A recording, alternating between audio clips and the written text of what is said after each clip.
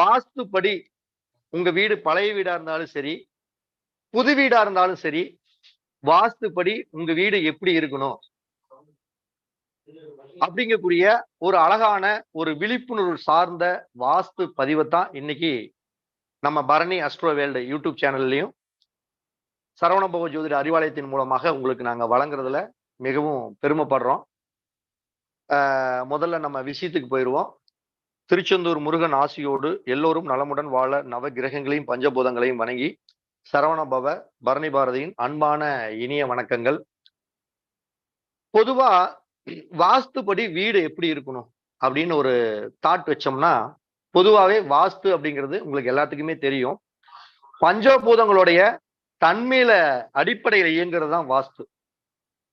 அப்ப இந்த வாஸ்து அப்படிங்கிறது உண்மையா பொய்யா அப்படின்னா, வாஸ்து அப்படிங்கிறது உண்மையான ஒரு அபூர்வமான ஒரு விஷயங்கள் தான்.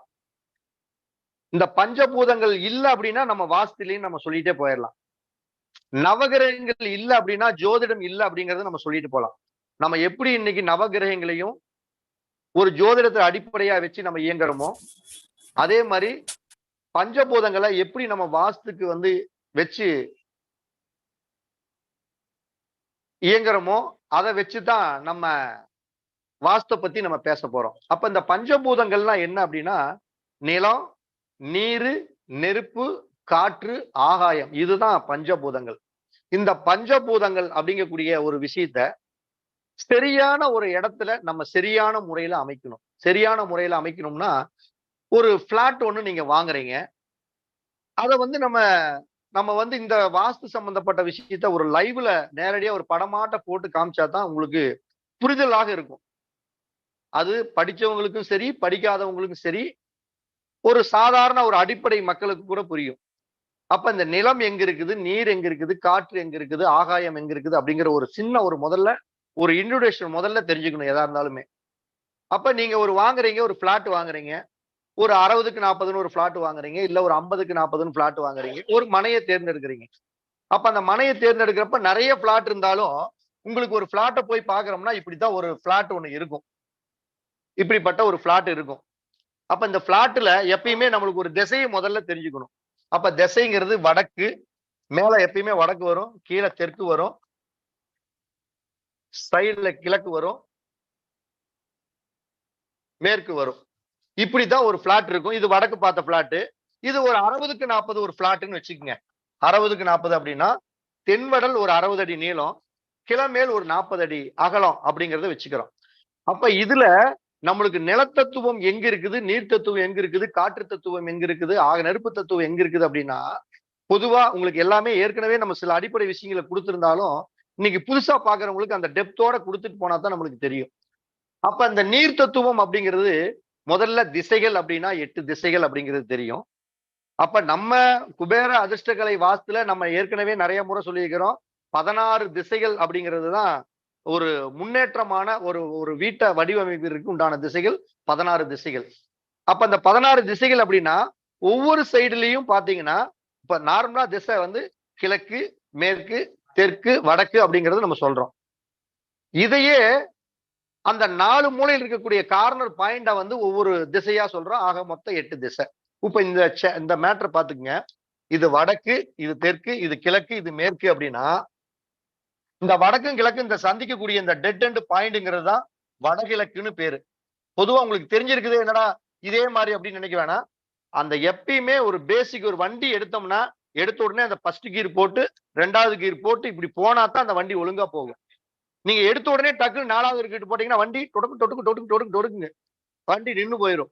அதை கிளர்ச்சி கரெக்டா கையை விட்டு அந்த ஹேண்டில் பண்ணி ஓட்டுறவன் கரெக்டா ஓட்டிடுவான். புதுசா இருக்கிறவன் ஆஃப் ஆயிடுவான். அப்ப அடிப்படை தத்துவங்கள் என்ன அப்படின்னு தெரியணும். வடக்கு கிழக்கு வடகிழக்கு அப்படிங்கிறது இந்த திசை. அதே மாதிரி தெற்கும் கிழக்கு இந்த சந்திக்கக்கூடிய இந்த மையம் அப்படிங்கிறது தென்கிழக்குடைய திசை. அதே மாதிரி இந்த தெற்கும் மேற்கும் சந்திக்கக்கூடிய இந்த மையத்தோட திசை தென்மேற்கு அப்படின்னு பேரு. அதே மாதிரி வடக்கும் மேற்கு இந்த சந்திக்கக்கூடியது வடமேற்குன்னு பேரு. அப்ப இதுதான் பொதுவாக எல்லாருமே சொல்லக்கூடிய திசைகள்.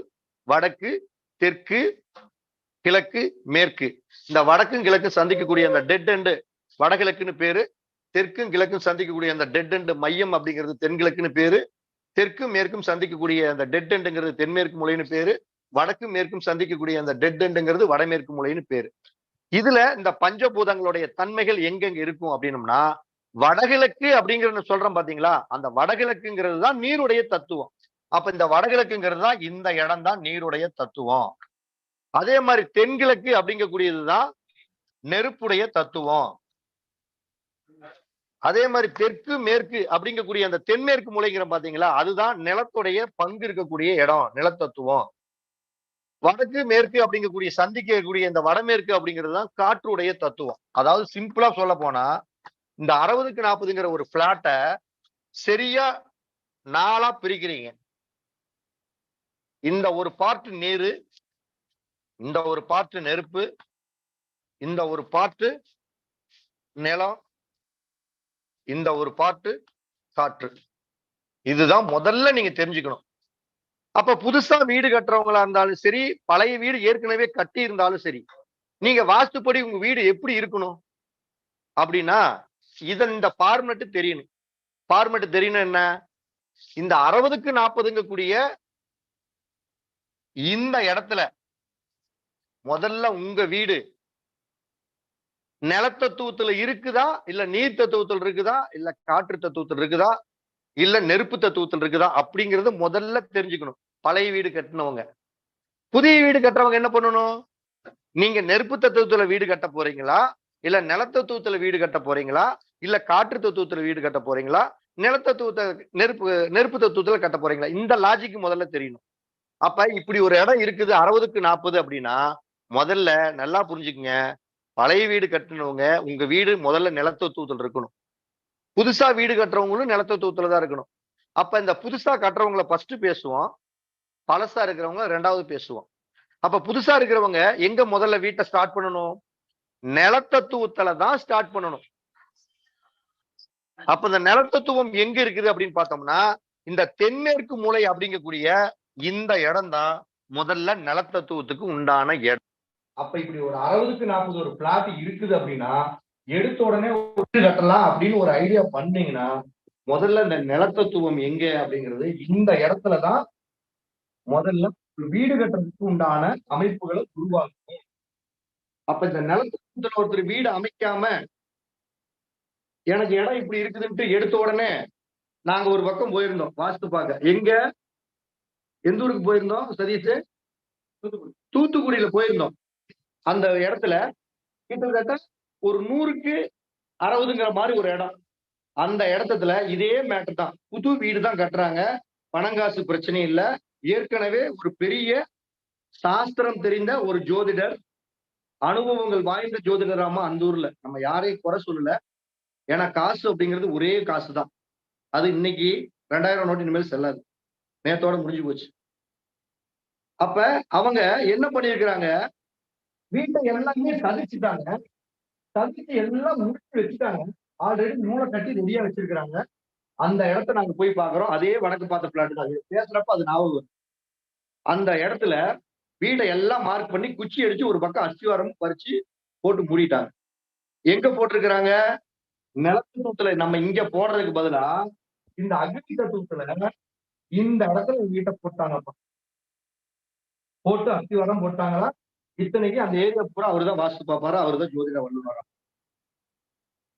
அப்ப இங்க போட்டோம்னா என்ன ஆகும்? நெருப்பு தத்துவம் தான் அந்த வீட்டுல இயங்கும். வீட்டை புளிய போட்டு பறிச்சு முதல்ல கல்ல எல்லாம் போட்டு முடிச்சுட்டாங்க. முதல்ல என்ன நடந்தது அப்படின்னா, அவங்க சொன்னதே வீடு வேலை புளிய பறிச்சு கல்லு போடவே முதல்ல கணவனும் மனைவிக்கு முதல்ல சண்டை வந்துருச்சா. ஆரம்பிச்சதுல இருந்தே சண்டையா இந்த மூலையில போட்டதுக்கு அப்புறம். அடுத்தது வண்டியில இருந்து கீழே விழுந்துட்டாராம் ஒரு டைமா. ஏன்னா இந்த இடத்துல யாரு இருக்கிறாங்க? நெருப்புனா என்ன சொல்றேன்? நெருப்புனாவே கடன், நோய், வம்பு, வழக்கு, பிரச்சனை. அப்ப இதுல என்ன தெரியணும்னா, ஒவ்வொரு மூலையில் இருக்கக்கூடிய நவகிரகங்களுடைய தெய்வங்கள் தெரியணும். அந்த தெற்கு பக்கத்துல எந்த தெய்வம் இருக்குது, வடக்கு பக்கத்துல எது இருக்குது, கிழக்கு பக்கத்துல எது இருக்குது அப்படிங்கிறது தெரியணும். பொதுவா தென்கிழக்கு திசையில ஒரு வீட்டை அமைக்கிறாங்கன்னா, தென்கிழக்கு திசையுடைய காரகம் என்ன? நம்ம குபேர அதிர்ஷ்டகலை வாஸ்துல எல்லா காரகங்களையும் நிறைய நம்ம சொல்லி சொல்லி அனுபவம் ஆயிடுச்சு. இப்ப நம்ம இந்த வாஸ்து அப்படிங்கிறது நம்ம சும்மா 2 புஸ்தகத்தை பார்த்துட்டு, இல்ல ஒரு 10 நாள் ஒரு 10 வீடியோ பார்த்துட்டு, இப்படி ஏதாச்சும் ஒண்ணு படிச்சுட்டு வாஸ்து நம்ம சொல்ல வரல. 92லயே பள்ளிக்கூடம் படிக்க போன காலத்திலேயே பள்ளிக்கூடத்துக்கு போய் வாஸ்து பார்ப்பேன். வாத்தியார் எங்க நின்னு பாடம் நடத்துனா, எந்த வாத்தியார் பாடம் நடத்துறது நம்மளுக்கு புரியுது. எந்த வாத்தியார் எந்நேரம் எரிஞ்சு எரிஞ்சு விழுகுறாங்க. அடுத்தது எந்த வாத்தியார் கூலா பேசுறாங்க. அப்படிங்கிறது நம்ம நின்னு அனுபவத்திலேயே பேசியிருக்கிறேன். ஒரு வாத்தியார் வந்து பாடம் நடத்துவாரு. நான் பசங்ககிட்ட சொல்லுவேன். எப்ப? +2 படிக்கிறப்ப. 92ல. இந்த வாத்தியாரு இன்னைக்கு பாடம் நடத்துறாரு. எந்நேரம் பார்த்தாலும் நம்மள கூப்பிட்டு இன்னைக்கு திட்டிக்கிட்டே உட்காந்துருப்பாப்ல. இன்னைக்கு எந்நேரம் திட்டிக்கிட்டே இருப்பாரு. நீங்க எல்லாரும் வேடிக்கை பாருங்கம்பேன். பிரிச்சு காட்டு. கரெக்ட்டா அதே மாரி அந்த வாத்தியார் வந்தாருன்னா, எந்த மூலையில நின்னு பாடம் நடத்துவாரு தெரியுங்களா? ஒரு ரூம் போட, அக்னி மூலையில நின்னு பாடம் நடத்துவாரு. அப்ப அக்னி மூலையில நின்னு பாடம் நடத்துறப்ப, அவரு என்ன பண்ணுவாரு? எந்நேரம் எவனையோ ஒருத்தர புடிச்சுக்கிட்டு, "ஏன்டா அறிவில்ல. நான் சொல்லிக் குடுத்தது புரியுதா? புரியலையா?" அப்படின்னு திட்டிக்கிட்டு, எந்நேரம் புடிச்சு அடிக்கிறது. இல்லைன்னா இங்க இருந்த அந்த டஸ்ட் துடைக்கிற டஸ்ட் இப்படி தூக்கி எறியறது. இப்படி எல்லாம் எறிகிறாங்க. என்ன காரணம்? அன்னைக்கே நான் சொல்லிட்டே சொல்லி அதே மாரி தான் நடக்கும். ஏன் அப்படின்னா, அந்த நிக்கக்கூடிய இடம் ஒழுங்கான இடத்துல நிக்கணும். அப்ப அக்னி மூலையில நின்னு பாடம் நடத்தினா என்ன அந்த எந்த எது இயங்கும்? நெருப்பு தான் இயங்கும். அப்ப நெருப்பு ஒரு மனுஷனுக்கு இயங்கினா எப்படி இருக்கும்? அவன் கோபம், விரோதம், சண்டை, வன்மம் இப்படி எல்லாம் நடக்கும். இது மாரி அன்னைக்கே நடந்தது. அப்ப நம்ம கிட்டத்தட்ட 30 வருடங்களுக்கு மேல கிட்டத்தட்ட பல குறைஞ்சது ஒரு 1000 வீடுகளுக்குனாச்சு சொந்தமா நம்ம மேப் போட்டு, சொந்தமா வாஸ்து பார்த்து, அவங்க என்ன நிலைமையில இருக்கிறாங்க? அவங்க ஜெயிச்சாங்களா? இல்ல தோத்தாங்களா? இல்ல நம்ம கட்டி குடுத்த நம்ம வாஸ்து பார்த்த இடத்துல யார் யார் தோத்துருக்காங்க? யார் யார் ஜெயிச்சிருக்காங்க? என்ன மாரி அப்படிங்கிறது பல வீட்ட பார்த்து நம்ம 30 வருடத்துக்கு மேல அனுபவத்துல நெறைய விஷயத்த கண்டுபிடிச்சு வச்சிருக்கோம். இதுல இங்க மந்திரத்துக்கு வேலை இருக்குதா?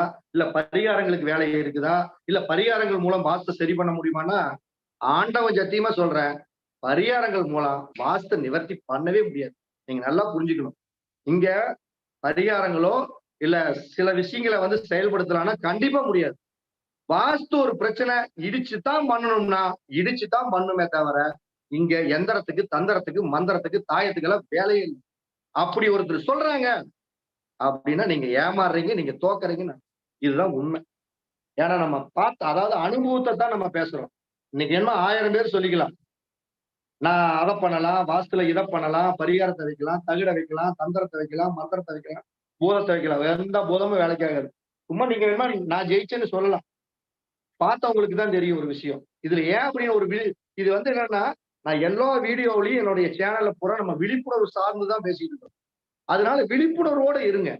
சரியா வீட்ட கட்டுங்க அப்படிங்கிறோம். அப்ப இந்த நெருப்பு தத்துவத்துல அவங்க வீடு கட்டுன அந்த அஸ்திவாரம் போட்டதுக்கு அப்புறம், குடும்பத்துல சண்டை, வண்டியில விழுந்துட்டாங்க, வாகனத்துல விபத்து, பிரச்சனை மேல பிரச்சனை. அப்ப அப்படியே ஸ்டாப் பண்ணிட்டாங்க. நம்மளோட வீடியோவ ஒரு நண்பர் பார்த்திருக்காரு. அந்த ஊர்ல. அந்த நண்பர் வந்து பார்த்துட்டு, இப்படி இவரு அழகா பேசியிருக்காரு. அழகான்னு நானே சொல்லிக்க கூடாது. அவரு சொல்லியிருக்காரு. அங்கிட்ட சொல்றாங்க இதெல்லாம் அவங்க சொன்ன விஷயத்த தான் பேசுறேன். நல்லா பேசியிருக்காரு. மன நிறைவா இருக்குது. இந்த வீடியோவ பாருங்க. அப்படின்னு அவங்க நம்மள கான்டாக்ட் பண்ணி நம்ம போய் பார்த்த உடனே, தெள்ள தெளிவா தெரிஞ்சுச்சு இந்த மூலையில வீட்ட கட்ட ஆரம்பிச்சோம். அப்ப கட்டணும்னா என்ன ஆகுது? நம்ம இப்படித்தான் நடந்திருக்கும்னு சொன்ன உடனே, அவங்க ஆமாங்க அப்படியே தான் இருக்குதுன்னாங்க. அப்ப என்ன ஆகும்? நெருப்பு தத்துவத்துல முதல்ல வீட்ட அமைக்கலாமா? அமைக்கவே கூடாது. அப்ப எங்க அமைக்கணும்? ஆரம்பமே வடிவேலு சொன்ன மாரி பில்டிங் ஸ்ட்ராங்கு, பேஸ் மட்டும் வீக் அப்படிங்கிற மாரி, பேஸ் மட்டுமே இங்க வீக்கா போச்சு. அப்ப முதல்ல இந்த தென்மேற்கு மூலை அப்படிங்கக்கூடிய இடத்துல தான் ஒரு வீட்ட புது வீடு அமைக்கணும். பழைய வீடா இருந்ததுன்னா இந்த மூலையில அமைச்சிருந்தாலுமே ஓகே. ஆனா அந்த அக்னி மூலையிலயோ, வாயு மூலையிலயோ, ஈசானிய மூலையிலயோ இருக்கக்கூடாது. இப்ப ஈசானிய மூலையில இருந்துருச்சுன்னு வச்சுக்கங்க, அந்த வீடு புதுசா அமைக்கிறாங்க ஈசானிய மூலையில. கண்டிப்பா அவங்க டெவலப் ஆகவே முடியாது. குழந்தைகளோட வளர்ச்சி கண்டிப்பா அதோட டவுன் ஆயிரும். வளர்ச்சி காண முடியாது. ஈசானியம் ஒரு சுமை ஒரு ஆணுடைய வாழ்க்கையில ஒரு தலை சுமை அப்படின்னு தான் நான் சொல்லுவேன். அதே மாதிரி வாயு மூலையில ஒரு வீட்ட அமைச்சுட்டாங்கன்னு வச்சுக்கங்க. கண்டிப்பா நல்ல ஸ்ட்ராங்காவே சொல்லலாம். ஒண்ணும் அந்த வீட்ல வசிக்க முடியாது. வீட்ட கட்டிப்புட்டு வேற வீட்ல தான் போய் வாடகைக்கு இருக்கணும். பெரிய அளவுக்கு வளர்ச்சி காண முடியாது. அப்ப என்ன பண்ணணும்? முதல்ல வீடு எப்படி இருக்கணும்? முதல்ல வீட்ட எப்படி கட்டணும்? வாஸ்துப்படி அந்த தென்மேற்கு மூலையான நித்தி மூலையில தான் முதல்ல ஒரு வீட்ட அமைக்கணும். அதுதான் நம்ம ஃபர்ஸ்ட் பாயிண்ட் அதுதான். சரி இப்படி புது வீட்ட அமைச்சிடுறீங்க. பழைய வீடு இதே மாரி வாஸ்துப்படி இந்த மூலையில தான் இருக்கும். இது ஒரு டாபிக். ஒரு சாப்டர் அப்படியே முடிஞ்சு போச்சு. 2வது என்ன பண்ணணும்? 2வது என்ன பண்ணணும்? முதல்ல உங்க இடத்துக்கு மனுஷனுக்கு எப்படி ஜாதகம் பார்க்குறீங்க? அது மாரி இடத்துக்கு ஒரு ஜாதகம் பார்க்கணும்ல. அப்ப இடத்துக்கு எப்படி ஜாதகம் பார்ப்பீங்க? அப்ப அந்த இடத்துல போயி நம்ம எந்த நேரத்துல கால் எடுத்து வைக்கிறோமோ அந்த டைம் நோட் பண்ணிக்கணும். நோட் பண்ணிட்டு அந்த நேரத்துல கிரகங்களுடைய தன்மைகள், அந்த நேரத்துல ஒரு லக்னம் உழுகும். 1ஆம் பாவத்துல ஒரு கிரகம் உழுகும், 2ஆம் பாவத்துல, 3ஆம் பாவத்துல, 12 பாவத்திலயும் ஒரு கிரகங்கள் உழுகும்.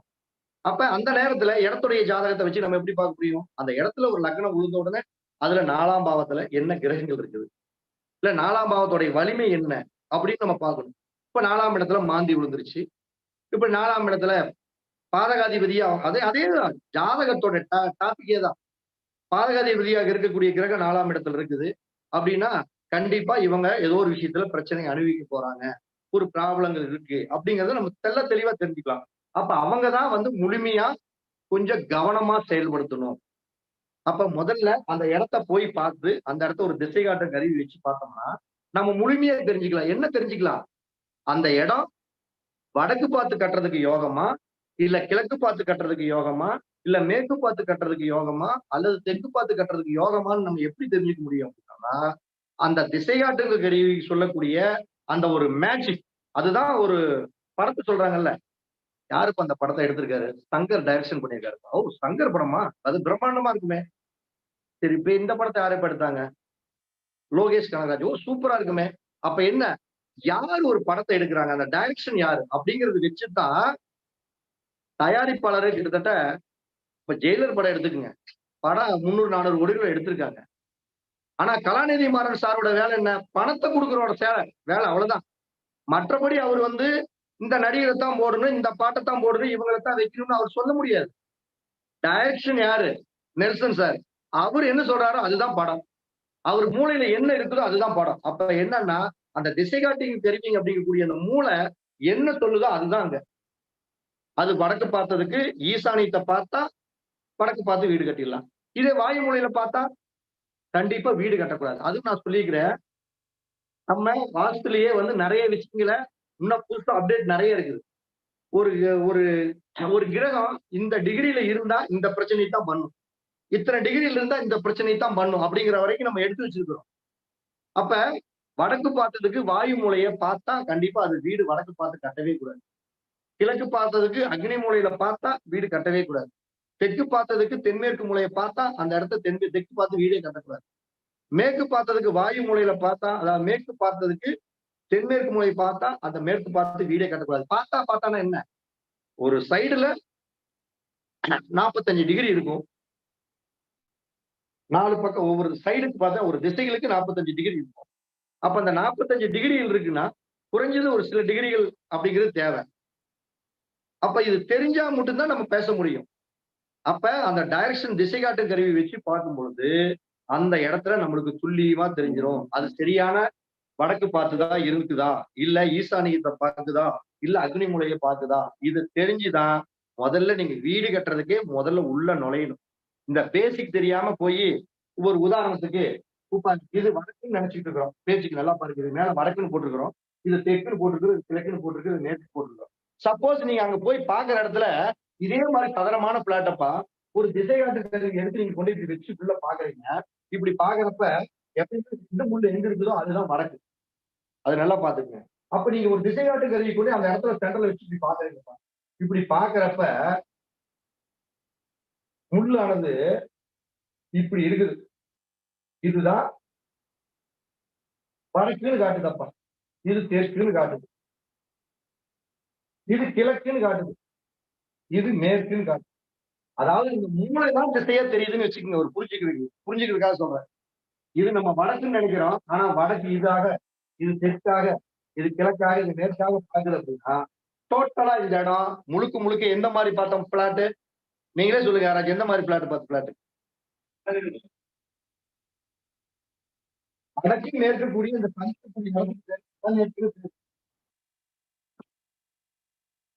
அப்ப இந்த பிளாட் டோட்டலா முழுக்க முழுக்க இந்த டைரக்ஷன் சொல்லுது. வடமேற்கு மூலையை பார்த்துட்டு இருக்குது டைரக்ஷன் சொல்லுது. புரியுதா புரியலையா? நல்லா புரியும். அப்ப வடமேற்கு மூலை பார்த்துக்கிட்டு இருக்குது. அப்ப வடக்கு பார்த்த வீட்டு ஒரு பிளாட்டுக்கு வடமேற்கு மூலை பார்த்தா சிறப்பா? வாயு மூலையை பார்க்க கூடாது. அப்ப இப்படிப்பட்ட ஒரு இடத்த போய் எடுத்த உடனே நீ வடக்கு பார்த்து வீடு கட்டலாம், உனக்கு வடக்கு திசை நல்லா இருக்குது, சூப்பரா கட்டுனா அவ எப்படி கட்ட முடியும்? கட்டுனா என்ன ஆகும்? வீட்டை வித்துட்டு தான் கடைசியில போகணும். இல்ல வீட்டுல நிம்மதியா வாழ முடியாது. அப்ப வடமேற்கு மூலை பார்த்தா என்ன ஆகும்? கோர்ட்டு, கேஸ், வம்பு வழக்கு, தீராத பிரச்சனை, ஜெயிலுக்கு போறது, கட்ட பஞ்சாயத்து வச்சு உங்களோட பிரச்சனை பேசுறது, இடம் வில்லங்கத்துல போறது, பல விதத்துல சிக்கல் அடைவாங்க. அப்ப என்ன பண்ணணும்? நீங்க புதுசா கட்டுறவங்க, பழைய வீடு கட்டுறவங்க, உங்களோட டைரக்ஷன் என்னன்னு முதல்ல பாருங்க. வடமேற்கு மூலை பார்த்துக்கிட்டு இருக்குதா அப்படிங்கிறத பாருங்க. இல்ல ஈசானியத்தை பார்த்துக்கிட்டு இருக்குதான்னு பாருங்க. இத நீங்க 2வது ஸ்டெப்ல நீங்க பார்க்கக்கூடிய விஷயம். இன்னைக்கு டாபிக்கே என்ன? உங்க வீடு பழைய வீடா இருந்தாலும் சரி, புதிய வீடா இருந்தாலும் சரி, எப்படி இருக்கணும்? நீங்க எப்படி தெரிஞ்சுக்கணுங்கிறதுக்காக தான் இந்த பதிவு. ஏன்னா, ஒரு விழிப்புணர்வு தான் இது டோட்டலா என்ன பொறுத்தளவுக்கு. அப்ப இப்படி எல்லாம் இருந்ததுன்னா, நீங்க முதல்ல வடக்கு பார்த்து வீடே கட்டக்கூடாது. அப்ப இது கிழக்கு பார்த்து வீடு கட்டுறதுக்கு யோகமா? கிழக்கு பார்த்து தாராளமா. இது 2வது டாபிக். 3வது டாபிக் நீங்க பழைய வீடா இருந்தாலும் சரி, புது வீடா இருந்தாலும் சரி, என்ன பண்ணணும்? ஒரு மனுஷனுக்கு எப்படி முதல்ல கண்ணு முக்கியமோ, அது மாதிரிதான் ஒரு வீட்டுக்கு தலைவாசல் முக்கியம். நீங்க ₹1,00,00,000 பணம் வச்சிருங்க. கண்ணு இல்லைன்னா என்ன பண்ண முடியும்? வீட்டுல உட்கார்ந்துட்டு என்ன இருக்கலாம். யாராச்சும் கார்ல கூட்டிட்டு போனா ஏறி உட்கார்ந்துட்டு போலாம். ஒரு கவுண்டமணி சொன்ன மாதிரி டும்மு டும்முன்னு சத்தம் தான் கேக்குது. அத கண் கூட பார்க்க முடியலையே அப்படிங்கிறாரு பாத்தீங்களா? அந்த கதை தான். அப்ப கண்ணு நல்லா இருக்கணும். கண்ணுன்னா என்ன? அதுதான் தலைவாசல். அப்ப உங்க வீட்டுக்கு முதல்ல தலைவாசல் கரெக்டா வரும். தலைவாசல்ல அது எப்படி தெரியும்? இங்கதான் ஜோதிடத்தை வந்து நம்ம எப்பயுமே ஜோதிடம் பிளஸ் வாஸ்து 2யும் இணைச்சு நம்ம பேசக்கூடியதுதான் இந்த குபேர அதிர்ஷ்டக்கலையோட வாஸ்து. அப்ப நம்மளுடைய ஜாதகத்துல பொதுவா அந்த கிரகங்கள் நம்ம சொல்றோம். சூரியனிலிருந்து 9 கிரகங்கள். சூரியன், சந்திரன், செவ்வாய், ராகு, குரு, சனி, புதன், கேது, சுக்கிரன். 9 கிரகங்கள். இந்த 9 கிரகங்களை நம்ம தலைவாசல் பொதுவா லாஜிக்கா வைக்கணும் அப்படின்னாவே நம்ம அடிக்கடி சொல்லிக்கிறது சூரியன் அப்படிங்கிறது ஒரு 50% எடுத்துக்கிறோம். சந்திரனுடைய கிரகத்திலையும், புதனுடைய கிரகத்திலையும், குருவுடைய பகுதியிலையும், புதனுடைய பகுதியிலையும் வைக்கலாம். அதாவது சந்திரன், புதன், குரு இந்த 3 கிரகத்தோட பகுதியில வைக்கலாம். இது எல்லாருமே ஒரு ஃபார்மேட். வெயிடா தூக்கி புதன்ல வைடா, குருவுல வைடா, சந்திரன்ல வைடா. இது பொதுவா அடிப்படை. எல்லாருமே பண்ற ஃபார்மேட் அதுதான். ஆனா நம்ம அதுல இருந்து கொஞ்சம் வேறுபடுறோம். கொஞ்சம் வித்தியாசப்படுறோம். ஏன் வித்தியாசப்படுறோம்னா, எல்லாம் அனுபவம் தான். நம்ம இது வரைக்கும் ஒரு 20 வருஷத்துக்கு முன்னாடி பார்த்த வீட்லயே கூட நம்ம இந்த ஃபார்மேட் தான் பயன்படுத்தணும். சந்திரனோட பகுதியில தலைவாசல் வச்சு. ஆனா வச்சதுக்கு அப்புறம் அவங்களோட லைஃப் ஸ்டைல்ல பார்த்தோம்னா, நம்மளும் இப்ப வந்து ஒரு 1000 வீடுகளுக்கு மேல வாஸ்து பார்த்திருக்கோம்னா, கிட்டத்தட்ட ஒரு 100 வீட்ல நம்ம தோத்துருக்கிறோம். 900 வீட்ல ஜெயிச்சிருக்கிறோம். 100 வீட்ல தோத்துட்டோம். நம்ம தோத்தவங்களை எல்லாம் பின்னாடி போய் பார்க்கணும். நம்ம முதல்ல ஜெயிச்சவங்கள பார்த்துட்டு, தோத்தவங்கள பின்னாடி போய் பார்க்கணும். என்னடா போய் பார்த்தா சரியா இருக்குது, சரியா இருக்குது, உள்ளளவு சரியா இருக்கு, எல்லாமே சூப்பரா இருக்குது. ஏன் இவங்க கட்டினதுக்கு அப்புறம் சந்திரனோட பகுதியில வச்சு இவங்க அம்மாளும் மகனுக்கு சண்டை வந்துருச்சு. மாமியாளும் மருமகனும் கல்யாணம் பண்ணதுக்கு அப்புறம் மாமியா தடி கொடுத்துட்டு போயிருச்சு. உடனே அந்த வந்த மருமக சொல்லுது, உங்க அம்மாவோட நான் குடும்பம் நடத்தவே முடியாது. ஒண்ணு நான் வேணுமா, உங்க அம்மா வேணுமா? இப்படி எல்லாம் கேட்டு பிரிஞ்சு போறாங்க. ஏன்? என்னடான்னு பல விதத்துல நம்ம யோசனை பண்ணா, அளவு சரியா இருக்குது, இது சரியா இருக்குதுன்னு யோசனை பண்ணி பார்த்ததுக்கு அப்புறம் தான் தெரியுது, அவங்களுடைய ஜாதகத்தை வந்து இதுல நம்ம மேட்ச் பண்ண தவறிட்டோம் அப்படிங்கிறது அப்பதான் தெரியுது. அப்ப அவங்களுடைய ஜாதகத்தை எடுத்து பாக்குறப்ப, அவங்களுடைய ஜாதகத்துல அந்த இடத்துடைய பத்திரம் வச்சிருக்க ஜாதகத்துல இந்த ஃபால்ட்டான வீட்டை பத்தி நான் சொல்றேன். சந்திரன் அவங்களுடைய ஜாதகத்துல பாதகாதிபதியே போயிட்டாரு. பாதகாதிபதினு என்ன? ரொம்ப கெட்டவன் அர்த்தம். இருக்குதுலே குடும்பக்காரன் அர்த்தம், கெடுதல் பண்றவன் அர்த்தம். அப்ப அவனோட பகுதியிலேயே போய் நான் சந்திரன் நல்லா இருக்குன்னு தலைவாசல் வச்சதுக்கு அப்புறம் என்ன ஆகி போச்சு? சந்திரனாவே அம்மாளையும் குறிக்கும், மாமியாலையும் குறிக்கும். அப்ப பகுதியில போய் நல்ல பகுதியில் நான் தலைவாசல் வச்சதுக்கு அப்புறம் தான் அவங்க வீட்டுல பாத்தீங்கன்னா சண்டை சச்சரவு. கல்யாணம் பண்ண வந்தோன்னா 4ஆம் நேரத்திலே வந்து உங்க அம்மாவோட நான் பொழைக்கிறதுக்கு கம்முனு எங்க வீட்லயே இருந்துக்கலாம்னு அந்த மருமக சொல்லி அவங்க பிரிஞ்சு இவங்க பிரிஞ்சு ஒரு ஒரு ஆட்டி போயிடுச்சு. அந்த வீட்டுல பிரச்சனையை சந்திச்சோம். அப்ப இது எல்லாம் ஏதோ ஒரு விஷயத்துல மிஸ்டேக்கா இருக்குதுன்னு நம்மளே பல ஆய்வுகளை கண்டறிஞ்சு அந்த தலைவாசலை இது எப்படா மாத்துறதுன்னு பார்த்தோம்னா, அவங்களோட ஜாதகத்துல எந்த கிரகங்கள் யோகத்தை கொடுக்குதுங்கிறத கண்டுபிடிச்சு. அப்ப யோகத்தை கொடுக்கக்கூடிய கிரகத்தை கண்டுபிடிச்ச உடனே அந்த யோகத்தை கொடுக்கக்கூடிய கிரகம் குருவா இருந்தது அவங்களுடைய ஜாதகம். அப்ப உடனே இப்போ குரு நல்லா இருக்குது. அப்ப குருவுடைய பகுதியில தலைவாசல் வச்சா இவங்க சூப்பரா இருக்குன்ட்டு வாலண்டரியாவே அவங்க கிட்ட நானா போய் சொல்லி அந்த கிரகத்தோட குருவோட பகுதியில தூக்கி தலைவாசல் வச்சு எல்லாம் பண்ணி ஒரு 30, 40 நாள் 50 நாள் ஆனோடனே பொண்ணூட்டு சைட்லயும் மாப்பிள்ளூட்டு சைட்லயும் அம்மா அப்பா எல்லாம் உட்கார்ந்து வச்சு நியாயம் பேசுறாங்க. பேசுறப்ப சரி நடந்தது நடந்து போச்சு, ஏமா நீயும் அனுசரிச்சிருக்கணும் அப்படின்னு சொல்லி எல்லாம் பேசி முடிச்ச உடனே அந்த அம்மாளும் சரி நானும் மருமகிட்ட கொஞ்சம் நல்லா நடந்துக்கிறேங்குது. இந்த அம்மாளும் சரி நானும் இந்த அம்மாவோட நல்லா பாத்துக்கிறேன்னு சொல்லி அவங்களுக்குள்ள ஒரு புரிதல் வந்த உடனே இப்ப மேக்சிமம் சின்ன சின்ன சங்கடங்கள் வந்தாலும் அந்த வீட்டுல இன்னும் ஒத்துமையா வாழ்றாங்க. அப்ப என்ன விஷயம்? ஜோதிடத்தை இதையும் நம்ம கம்பேர் பண்ண நெறைய பேர் தவறிடுறாங்க. அப்ப நம்ம இது 2யும் கம்பேர் பண்ணி பார்த்த உடனே அழகா ஜெயிச்சிடுறோம். அப்ப நீங்க 3வது முறையில என்ன பண்ணணும்? பழைய வீடா இருந்தாலும் சரி, புது வீடா இருந்தாலும் சரி. நெறைய பேர் என்னோட இதுல ஃபோன் பண்ணியே கேட்பாங்க. ஏங்க ஓப்பன் டாக்ல வாஸ்து பத்தி எல்லாமே சொல்லிக் குடுக்குறீங்க. உங்களுக்கு எப்படி வந்து வாஸ்து பார்க்க உங்களுக்கு எப்படி அப்புறம் கிளையண்ட் வருவாங்க? இல்ல உங்ககிட்ட எப்படி அவங்க வந்து பார்ப்பாங்க? எல்லா மேட்டரையும் ஓப்பன் டாக்ல சொல்லிடுறீங்க. உங்ககிட்ட படிக்கிறதுக்கு எப்படி மாணவர்கள் வருவாங்கங்கிறாங்க. ஒரு விஷயம் என்னன்னா, விதி கொடுப்பினை இருக்கிறவங்க தான் எல்லாத்துக்கிட்டயுமே போ முடியும். விதி கொடுப்பினை இல்லைன்னா தயவு செய்து யார்ட்டயுமே போக முடியாது. அப்ப நம்ம 3வதா பார்க்கிறது, அந்த வீட்ல அந்த தலவாசல் வந்து உங்க ஜாதகத்துல எந்த கிரகங்கள் நல்லா இருக்குதோ, அந்த கிரகங்கள்ல தான் நீங்க வைக்கணுமே தவிர, பாதக ஸ்தானத்துல இருக்கக்கூடிய கிரகம் பாதக ஸ்தானாதிபதியாக வரக்கூடிய கிரகத்துல நீங்க தலவாசல் வச்சீங்கனாலும், நீங்க தோத்து தான் போகணும். அது பழைய வீடா இருந்தாலும் சரி, புது வீடா இருந்தாலும் சரி. புரியுதுங்களா நான் பேசுறது? சரி ரைட். இப்ப அடுத்தது இப்படி எல்லாம் அமைச்சதுக்கு அப்புறம், அடுத்தது நம்ம என்ன பண்ணணும்? முதல்ல ஒரு வீட்ட அமைக்கும் பொழுது, இப்ப இந்த ஒரு பிளாட் இருக்குது. இந்த பிளாட்ல வீட்ட அமைக்கிறீங்க. அமைக்கிறீங்க அப்படின்னா, இது நம்ம தென்மேற்கு மூலையில தான் வீட்ட போடணும் அப்படின்றோம். வீட்ட போட்ட உடனே நம்ம என்ன பண்ணணும்? எப்பயுமே சவுண்ட் கம்மி பண்ணு தம்பி. அப்ப என்ன பண்ணணும் நம்ம? அந்த தென்மேற்கு மூலைங்கிறது எக்காரணத்துக்கு கொண்டும் இந்த 90 டிகிரில கரெக்ட்டா இருக்கணும்.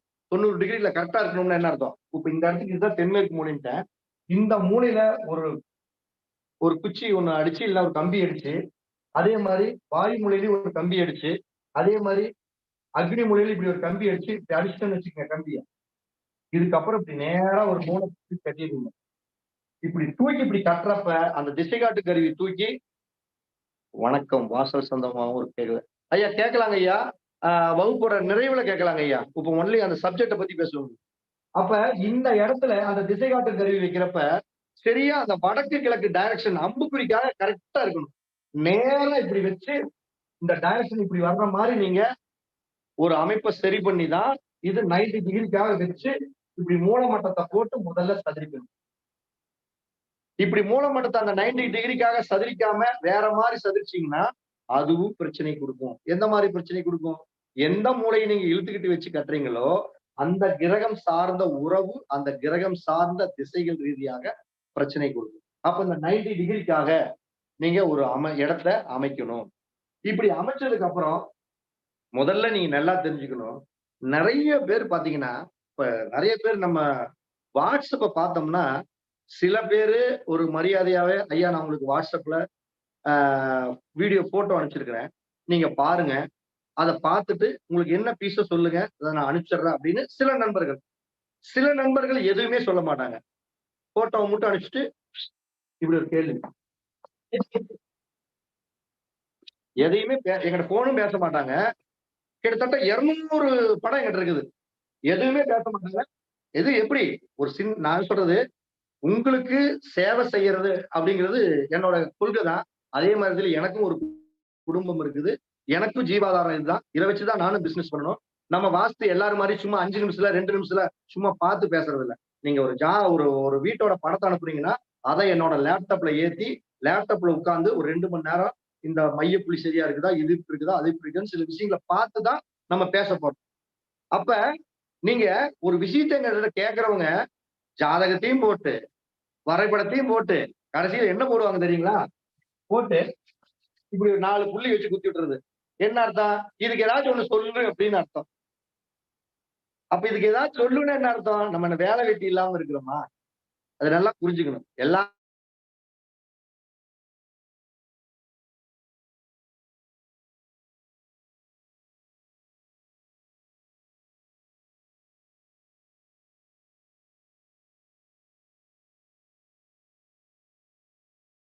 ஒரு சந்தேகத்துக்காக நம்ம சொல்ல முடியும். அதுக்குன்னு சில ஆலோசனைகள் பேர்ல தான் நம்ம சொல்ல முடியும். அப்ப ஒரு வீட்ட எடுத்த உடனே, ஒரு வீட்ட மேப் போடுறதுக்கு முன்னாடி, இதுல நெறைய பேர்த்துக்கு உள்ளளவு வச்சு சரியா வீட்ட கட்டலாமா? இல்ல வெளியளவு சரியா வீட கட்டலாமா? மேப் பார்த்தோம்னா, இந்த 12 அடி, உள்கூடு 13 அடி. இப்ப ஒண்ணும் இல்ல. இந்த ஒரு வீட்ட எடுத்துக்கோங்க. சொல்றேன். ஒரு சிம்பிளா ஒரு வீட்ட புரிஞ்சுக்கிறதுக்காக தான் நான் உங்களுக்கு போடுற ஒரு விஷயம். ஒரு வீடு ஒரு கிழக்கு பார்த்த வீடுன்னு வச்சுக்கோங்க. அப்ப ஒரு கிழக்கு பார்த்த வீடு இருக்குது. சும்மா சிம்பிளான வீட்டை போடுறேன். இது ஒரு பெட்ரூம், இது சமையல் ரூம், இது ஃபுல்லா ஹால். இப்படி ஒரு வீடு. இது கிழக்கு, இது மேற்கு, இது தெற்கு, இது வடக்கு. இப்படி ஒரு ஹால் இருக்கு அப்படின்னா எடுத்த உடனே முதல்ல நம்மளுக்கு வந்து சொல்றாங்கல்ல, உனக்கு இந்த கண்ணு வேணுமா? இல்ல உனக்கு இந்த கண்ணு வேணுமான்னு கேக்குறாங்க. ஐயோ 2 கண்ணு இருந்தா தான் முழு பார்வை தெரியும்.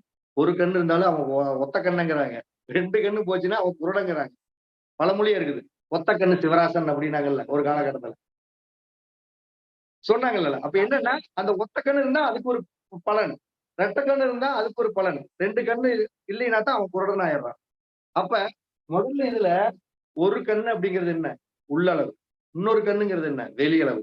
அப்போ ஒரு வீட்டுல உள்ளளவும் சரியா இருக்கணும், வெளியளவு சரியா இருக்கணும். ஒவ்வொருத்தரும் பாத்தீங்கன்னா, எங்க ஊர்ல 60 வருஷமா பாரம்பரியமா சொல்லிட்டு இருக்காரு. அவர் வெளியளவு தான் பாக்குறாரு. உள்ளளவை பத்தி கண்டுக்கிறதே இல்லைங்க. இன்னொரு ஆள் என்ன சொல்றாப்புல, உள்ளளவெல்லாம் ஒண்ணும் பிரச்சனை இல்லைங்க. 13 அடி வைக்கலாம், 14 அடி வைக்கலாம், 5 அடி வைக்கலாம், என்ன வேணாலும் வச்சுக்கலாம் நம்ம சௌகரியத்துக்கு. ஆனா வெளியளவு தாங்க முக்கியங்கிறாங்க. அப்ப நம்ம இதெல்லாம் ஒரு விழிப்புணர்வு சார்ந்து பேசுறோம். வெளியளவு ரொம்ப ரொம்ப முக்கியம், உள்ளளவு ரொம்ப ரொம்ப முக்கியம். இந்த 2 அளவுகளும் கம்பல்சரி இம்பார்ட்டன்ட். அதைத்தான் நம்மளுக்கு ஏற்கனவே நம்ம குபேர அரசுகளை படிச்ச மாணவர்களுக்கு நம்ம 100 ஒரு விஷயம் 2000 அடிக்கு பலன் கேட்டா கூட நான் சொல்லுவேன். உங்களுக்கு தெரியும் 100 அடி வரைக்கும் தான் ஒரு காலண்டர், ஒரு புக்கு இதுல எல்லாமே இருக்கும். 250 அடிக்கு பலன் சொல்ல முடியுமா? 250 அடி நல்லா இருக்குமா? இல்ல 378 அடி நல்லா இருக்குமா? இல்ல 438 அடிக்கு பெரிய செட்டு போடுற நல்லா இருக்குமானா இது யாருக்காச்சும் சொல்ல தெரியுமா? யாராவது சொல்லுங்க பாப்போம். தெரியாது. ஆனா இதுல என்னன்னா இது வந்து எந்த ஒரு கலையுமே இன்னைக்கு சொல்றேன், ஜோதிடமா இருக்கட்டும், ஆர்ட்ஸா இருக்கட்டும், யாருமே நம்ம கத்துக்கிட்டதெல்லாம் வரல. எல்லாருமே கண்டுபிடிச்சு சொல்லி வச்சுட்டு போயிட்டாங்க. அத வந்து ஒரு சும்மா ஒரு பட்டிக்காட்டுல இருக்கிற ஒரு புள்ள இப்படி இருக்குது. ஒரு புள்ள இப்படி கண்ணு வச்சு இப்படி வாய் வச்சு இப்படி ஒரு புள்ள இருக்குது. இதுதான் பழையமையான ஜோதிடம். ஒரு பொண்ணை கண்டுபிடிச்சிட்டாங்க. நம்ம ஆளுங்க என்ன பண்ணிருக்கிறாங்கன்னா, காலத்துக்கு தகுந்த மாதிரி ஒரு காலத்துல சுங்குடி சேலை கட்டி வச்சு அழகு பார்த்தாங்க, ஒரு காலத்துல நைட்டி போட்டு ட்ரெஸ் போட்டு அழகு பார்த்தாங்க, ஒரு காலத்துல மேக்கப் போட்டு பார்த்தாங்க. இன்னைக்கு பியூட்டி பார்லர் கொஞ்சம் மூக்குக்கு உதட்டுக்கு சிவப்புக்கு இதுக்கெல்லாம் சாயத்தை போட்டு பேச்சு பேசுறாங்க. இதுதான் ஜோதிடம்.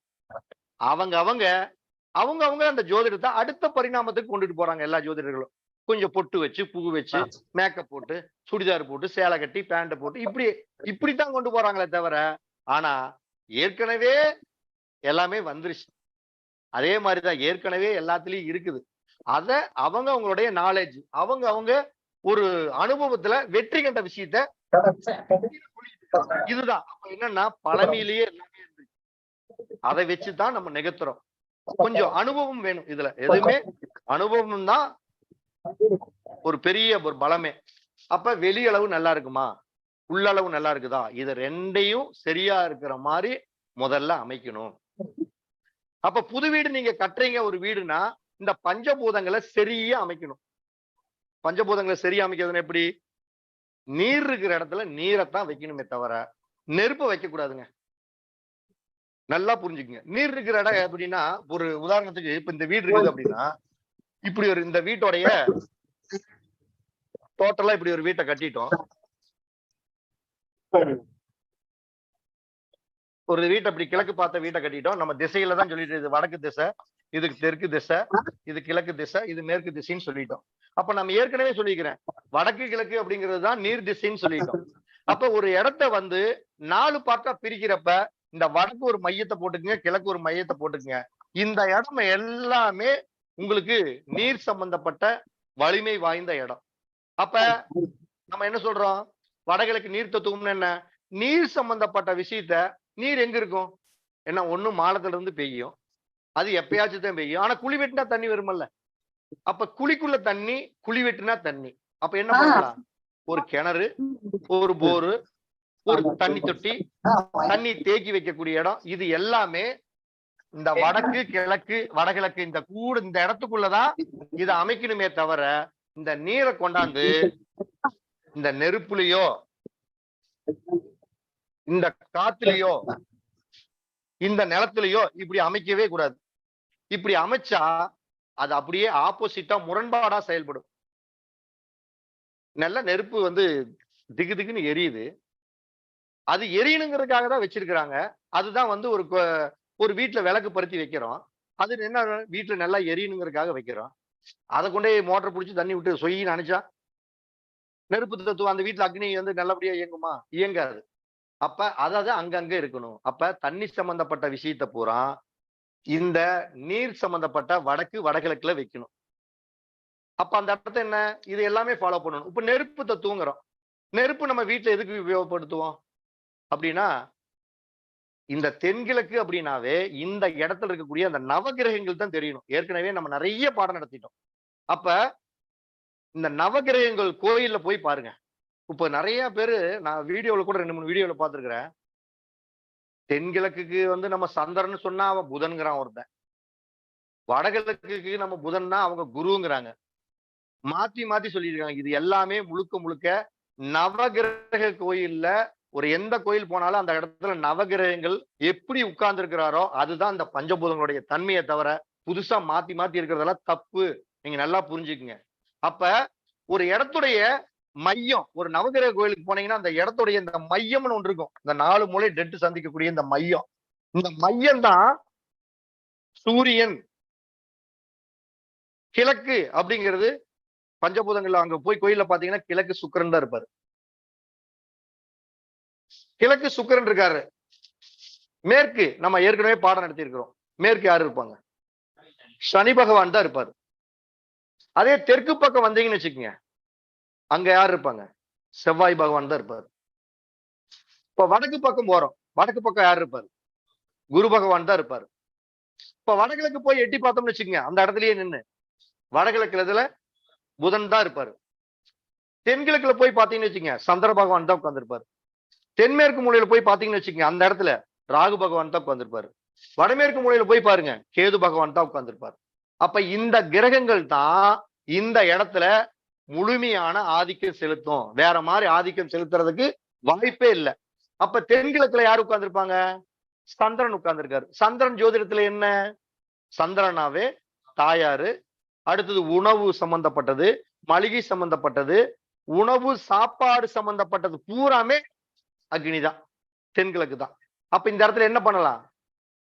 சாப்பாடு ஆக்கிற அறையை அமைக்கலாம், சமையல் பண்றத அமைக்கலாம்.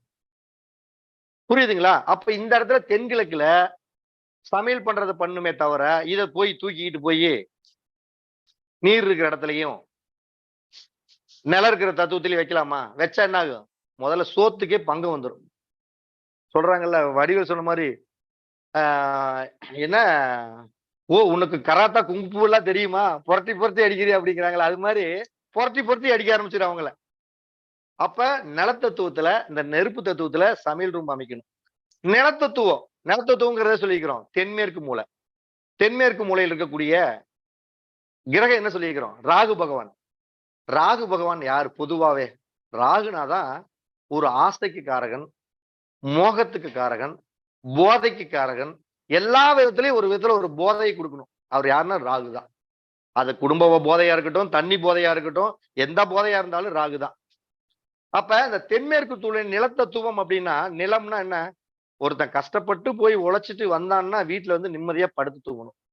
அப்ப படுத்து தூங்கக்கூடிய அந்த படுக்கை அறை அப்படிங்கிறது ஒரு கணவனும் மனைவியும் ஒரு அந்யோன்யமாக தாம்பத்திய சுகத்தோடு வாழக்கூடிய அந்த போதை அப்படிங்கக்கூடிய ஒரு விஷயத்தையும் அந்த தென்மேற்கு மூலையான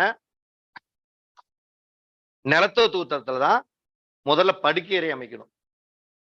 2வது வாயு மூலை அப்படிங்கிறது என்ன? அது காற்று உடைய மூலை. காற்றுன்னு என்ன? ஒரு நாளைக்கு பாத்தீங்கன்னா காத்து இந்த பக்கம் அடிக்கும், ஒரு நாளைக்கு இந்த பக்கம் அடிக்கும், காலையில இருந்து பொழுதா வரைக்கும் காத்து அடிக்கும், அடுத்த நாள் ஃபுல்லா காத்தே அடையாது, மரம் மட்டும் இப்படியே நிக்கும். இந்த சொல்றாங்கல்ல பழமொழி, இஞ்சி தின்ன குரங்காட்டு நின்றுட்டு இருக்கான் பாரு. நான் இஞ்சி மட்டும் ஒரு குரங்கு கொடுத்து பாருங்க, தின்னுட்டு இப்படியே தான் நிக்கும். இப்படி ஆடாது, இப்படி ஆடாது. ஆனா இஞ்சி மட்டும் திங்கலின்னா அந்த குரங்கு இங்க தாவும், அங்க தாவும், அங்க தாவும், இங்க தாவும். அதைத்தான் சொல்றாங்க இஞ்சி தின்ன குரங்கு மாறின்னு அப்படின்னு. அப்ப இந்த வாயு மூலைங்கிறது காற்றுடைய தத்துவம், அங்கேயும் இங்கேயும் போயிட்டு இருக்கக்கூடிய தத்துவம். அப்ப அங்கேயும் இங்கேயும் போறது, வர்றது, போறது, நிக்கிறது, ஓடுறது, ஒடியாறது.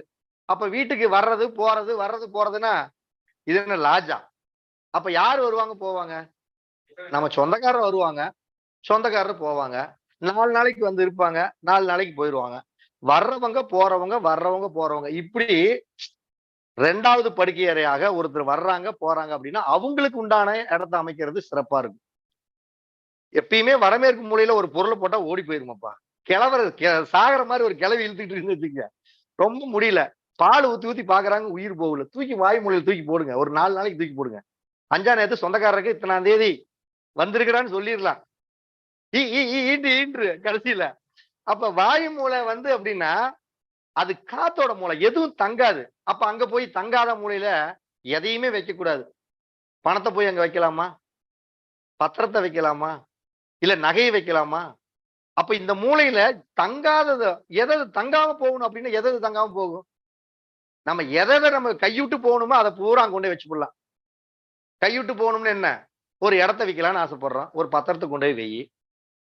அட போட்டு வச்சுட்டோமாப்பா, ஒரு வெங்காயம் ஒரு ஒரு போட்டு வச்சுட்டோம். ஒரு 100 டன்னு போட்டு வச்சுட்டோம். வெங்காயம் விக்கவே மாட்டேங்குது. கொண்டு போய் வாய் மூலையில போடு வெங்காயத்த. வெங்காயம் விக்கும். நெல்ல கொண்டு போய் போடு, நெல்ல விக்கும். எது எது நம்ம விட்டு கைவிட்டு போகணும்னு நினைக்கிறீங்களோ, அத பூரா தூக்கி கொண்டு போய் வையுங்க. தன்ன போல கைவிட்டு போயிரும்.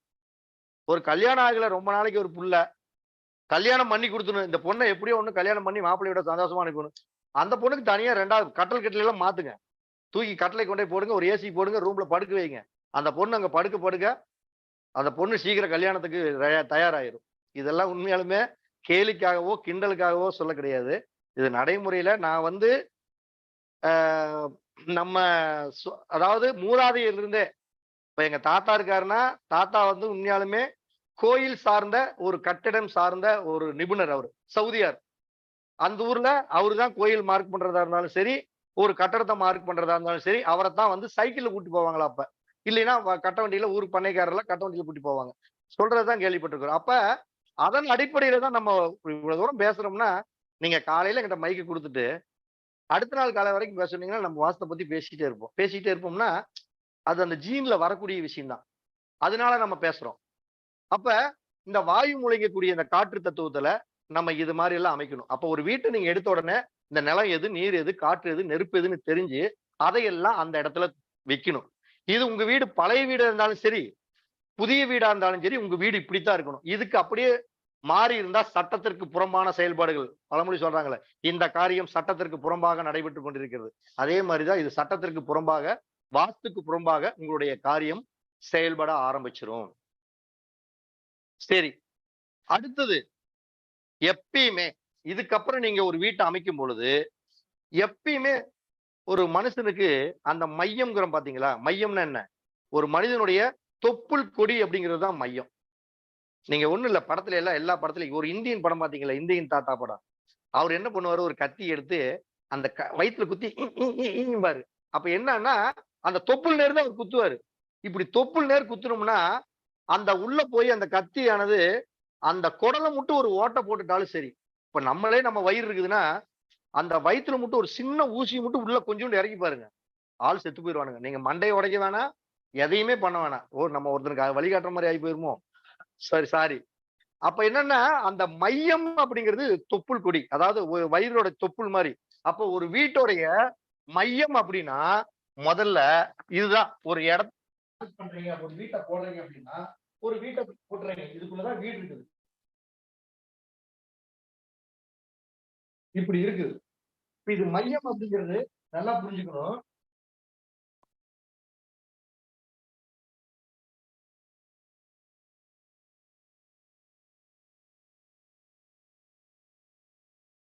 இதுதான் மையங்கிறது. அப்ப இந்த மையம் அப்படிங்கிறது தான் ஒரு மனிதனோட தொப்பில் கொடி எப்படியோ அதே மாதிரிதான் இந்த மையம். அப்ப இந்த மையத்துல என்ன வரக்கூடாது? ஒரு கட்டடத்துடைய அந்த சென்டர் மைய செவுரு ஒண்ணு இந்த செவுரு இல்லைன்னா இந்த செவுரு இப்படி வரவே கூடாது. இப்படி இந்த வீட்டுல வந்திருக்குதா? இப்படி வந்துட்டாலும் நீங்க என்னதான் அளவு சூப்பரா கட்டுங்க. வெளியளவு பாருங்க, வாஸ்த பாருங்க, பஞ்சபூதம் எல்லாத்தையும் உட்கார வைங்க. ஒண்ணும் பண்ண முடியாது. என்ன ஆகும்? முதல்ல சூரியன் கெட்டு போயிரும். சூரியன் கெட்டு போச்சுன்னா என்ன ஆகும்? அந்த ஜாதகர், அந்த வீட்டோடைய ஓனர் ஒரு நிர்வாக தன்மையோடு, ஒரு ஆளுமையோடு முதல்ல செயல்படுத்த முடியாது. எந்த இடத்துக்கு போனாலும் ஒரு தோல்வி முகத்தை தான் சந்திப்பாங்க. ஒரு வாழ்க்கையில ஒரு முன்னேற்றமான பாதைக்கு வழிவகுக்கிறதுக்கு உண்டான வாய்ப்பு இல்லை. அப்ப நீங்க என்ன பண்ணணும்? உங்களுடைய பிரம்மஸ்தானம் என்று சொல்லக்கூடிய இந்த இடத்துல எக்காரணத்து கொண்டும் எந்த ஒரு செவுடோ, எந்த ஒரு திட்டமோ, இல்ல குறுக்கு செவுடோ வராம இருக்கணும். அப்ப நம்ம இப்படி மூலமடத்தை இப்படி போட்டு பாக்குறப்ப செவுரு இப்படி இருக்கணும். இல்ல இப்படி தனியா இருக்கணும். இந்த மாதிரி இந்த இடத்துக்குள்ள செவுரு வராம இருந்துகிட்டாவே அவங்க வாழ்க்கையில ஜெயிக்கிறதுக்கு உண்டான அர்த்தம் அப்படின்னு அர்த்தம். அப்ப கட்டடத்துடைய நீளங்கள் சரியா இருக்கணும், அகலங்கள் சரியா இருக்கணும், உள்ளளவுகள் சரியா இருக்கணும், அடுத்து இந்த மையங்கள் சரியா இருக்கணும். இதெல்லாம் எப்படி என்ன இவ்வளவு லென்த்தா சொல்றீங்க, இதெல்லாம் சரியா வருமா ஒரு வீட்டுல? நான் பேசுறதுதான் பெருசா பேசுறேனே தவிர இது டோட்டலா வந்து ஒரு 5 நிமிஷத்து வேலைதான். பேசுறது உங்களுக்கு புரியுறதுக்காக லென்த்தா பேசுறோம். ஒரு பிளான பார்த்த உடனே ஒரு பிளான் போடுறப்பவே இது எல்லாமே போட்டுடலாம். முதல்ல நீங்க ஒரு விஷயத்த நல்லா புரிஞ்சுக்கங்க. இந்த புதிய வீடு கட்டலான்னு ஒரு ஐடியாவில் இருந்தாலும் சரி, பழைய வீடு கட்டினவங்களா இருந்தாலும் சரி, தயவு செய்து நீங்க யார்கிட்ட வேணுமாலும் வாஸ்து பாருங்க, எங்க வேணுமாலும் பாருங்க. ஆனா ஒழுங்கா பாருங்க. அதுதான் நான் சொல்றேன். ஒழுங்கா பாருங்கன்னு என்ன அர்த்தம்? மேப்ப போட்டு உங்க வீட்டுல இருந்துகிட்டு நாங்க ஈரோட்ல இருக்கிறோம்னா ஈரோட்டுக்கு அனுப்புறது. நீங்க கோயம்புத்தூர்ல இருந்துகிட்டு நான் மதுரையில இருக்கிறேன்னா மதுரைக்கு அனுப்புறது. இது ஏன் அப்படின்னா இங்கதான் நீங்க தோத்து போறீங்கன்னு அர்த்தம். ஏன்னா ஜோதிடம் என்பது லண்டன்ல கூட ஒருத்தர் உட்கார்ந்துகிட்டு நான் ஈரோட்ல இருந்தாலும் எனக்கு அங்கிருந்து அவர் date of birth, place of birth, time of போட்டா நான் போட்டாலும் ஜாதகம் அதே மாதிரிதான் வரும். கோயம்புத்தூர்ல ஒரு ஜோதிட date of birth, place of birth கொடுத்து ஜாதகத்தை போட்டாலும் அந்த ஜாதகம் ஒரே மாதிரிதான் வரும். மதுரையில் இருக்கவங்ககிட்ட கொடுத்து போட்டாலும் ஒரே மாதிரிதான் வரும். ஆனா வாஸ்து அப்படிங்கிறது உங்க இடத்துல வந்து நம்ம ஜாதகம் பார்க்க, அதாவது வாஸ்து பார்க்கறதுக்கு வந்து நின்னு திசைகாட்டும் கருவி எடுத்து வச்சு ஒரு பிரசனத்தை போட்டு பார்த்தா தான் உங்க இடத்துடைய முக லட்சணங்கள் எப்படிங்கிற மாதிரி அந்த இடத்துடைய அங்க லட்சணங்கள் தெரியும். உங்க வீட்டுல உள்ளளவுகள் சரியா இருக்குதான்னு தெரியும். நீங்க மூலமடத்துக்காக சதைச்சிருக்கீங்களான்னு தெரியுது. அடுத்து நீங்க எந்த இடத்துல கிரகத்தோட பகுதியில தலைவாசல் வச்சிருக்கீங்கன்னு தெரியும். இது எல்லாமே உங்க இடத்துல வந்து பார்க்காம 100% சரியா வராது. நீங்க தயவு செய்து இனிமேல் யாரா இருந்தாலுமே எந்த ஜோதிட நிபுணராலும் உங்க வீட்டுக்கு கூப்பிடுங்க, உங்க வீட்டை வாஸ்து பார்க்க சொல்லுங்க. நீங்க ஒரு படத்தை கொடுத்து தயவு செய்து அவங்க கிட்ட கேட்காதீங்க. கேட்டீங்கன்னா எங்களுக்கு ஒன்றும் பிரச்சனை இல்லை, நாங்க உட்கார்ந்து இடத்துக்கிட்டு காசை வாங்கிட்டு பண்ணி கொடுத்துருவோம். ஆனா நான் அப்படி பண்றது இல்ல. ஆனா தோக்கறது யாருன்னு நீங்க தான் தோக்குறீங்க. இனிமேல் இதுல வந்து நீங்க தெளிவா இருங்க அப்படிங்கறதுக்காக தான் நம்ம சொல்றோம்.